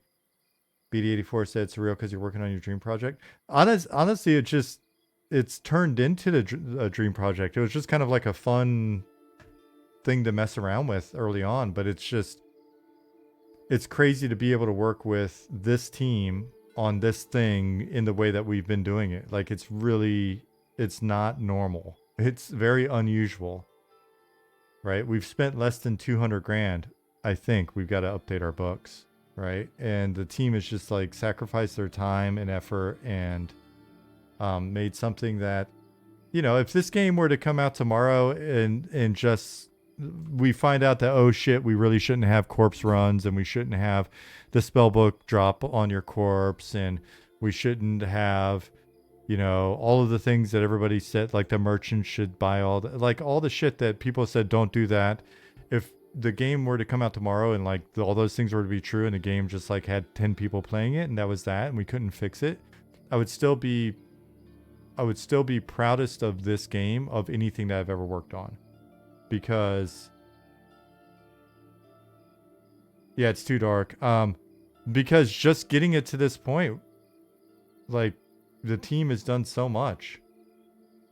Right? Like we've done something that I don't know that other teams I've worked with like would be willing to do it or could do it, and that's not an insult to them. It's just like this team sacrificed a lot to do this. And so, and I think this team could do it again. You know what I mean? Like, it's not a fluke. It's just, we just kind of get in. We have good chemistry behind the scenes. The team is very like proactive and mature, despite like, you know, the immaturity sometimes in Slack or whatever.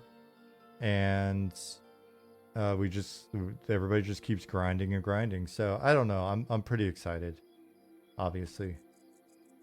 And it's not because it's like, it's not an ego thing. Like I've worked on games that people have played, right? Like, I don't need that. You know, it's not a cash thing. It's just strictly a, holy shit, we're pulling this off kind of thing. You know, it's just it's a very surreal experience so far.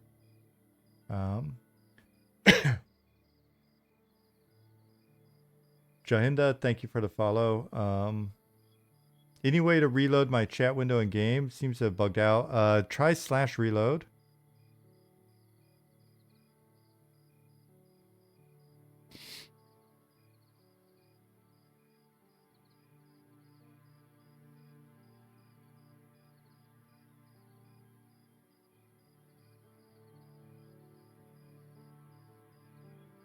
All that without a marketing budget. Yeah, well, I mean, but marketing has always been a factor, right, Kenji? Like, everything we do is marketing. It's just, it's meant to be the /reload UI, Sinra said. It's just meant to be like the old school marketing of like word of mouth based off of showing your customers appreciation, including them in the business, you know, providing value before you ask anything of them. Like these are all like old school concepts. It's nothing we're doing is new in that regard.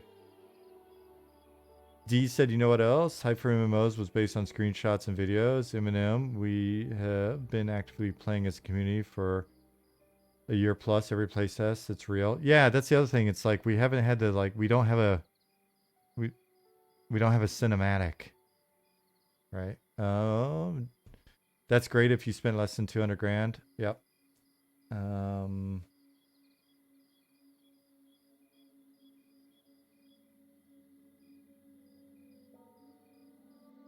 Thanks, Sinexa. Yeah, I can't talk anymore. Thanks, Sinexa. Have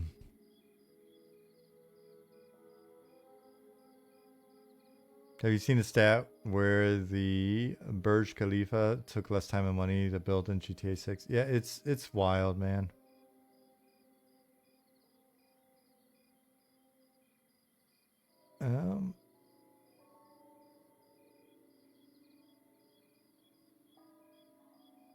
Any way to make the chat window stay on group or guild? It always goes back to say, isn't that a toggleable option? I feel bad because you guys asked like basic questions about the game and I'm like, I don't know. Does it work? Interface.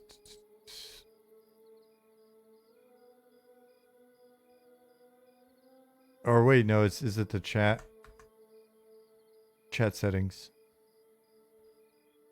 Classic chat mode versus non-classic chat mode?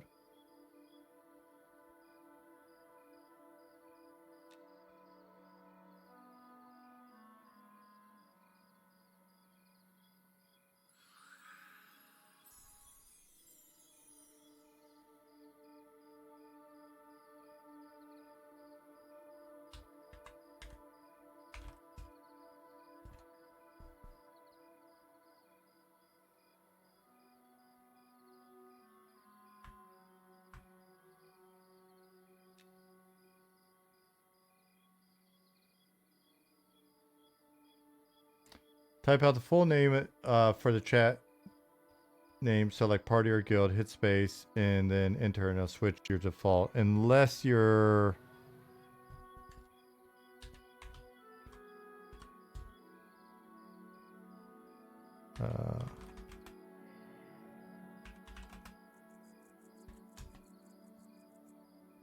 let's see.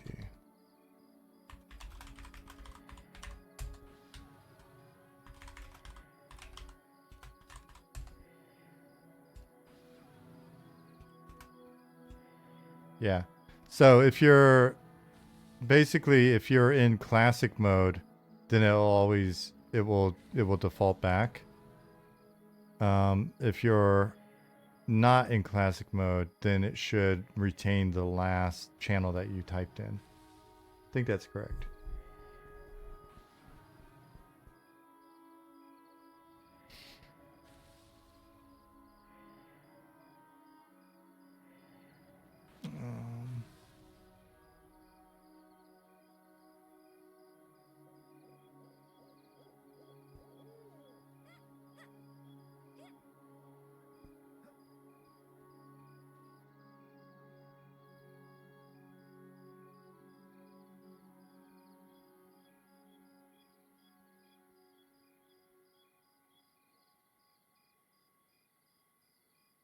Let's see.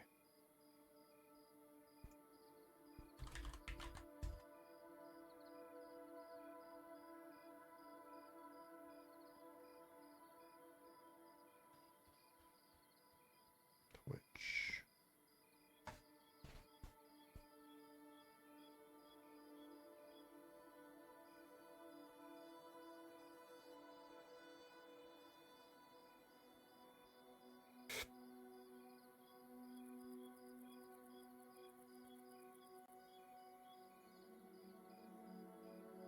You know what? You know who? We're gonna raid somebody in a minute.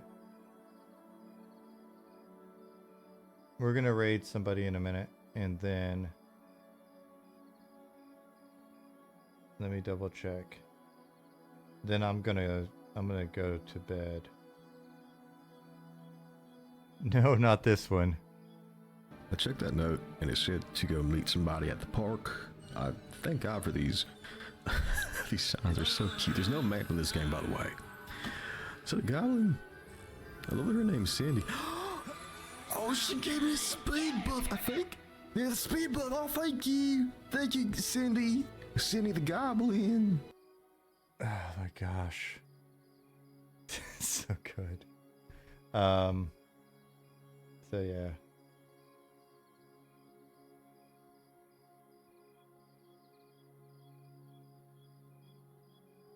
We're gonna raid somebody. We're gonna wrap up.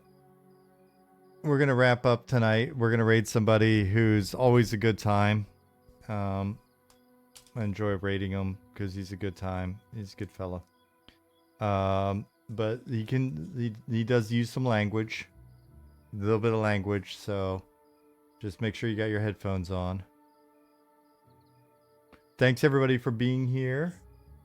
I'm going to set up the raid in a minute. And then I'm just going to hop out. So those of you that are new here, when we're doing more normal streams or whatever, when we're just working on stuff, I'd like to wrap up a stream if we're not raiding by saying goodbye to everybody.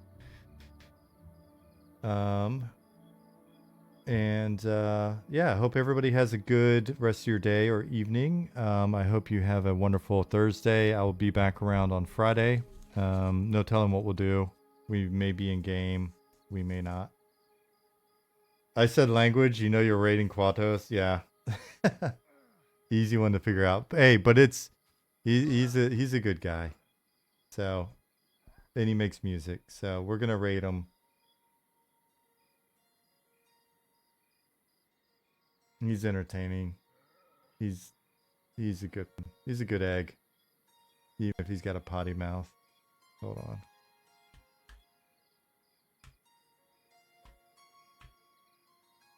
There it is. Let's get this rolling. He'll keep you entertained.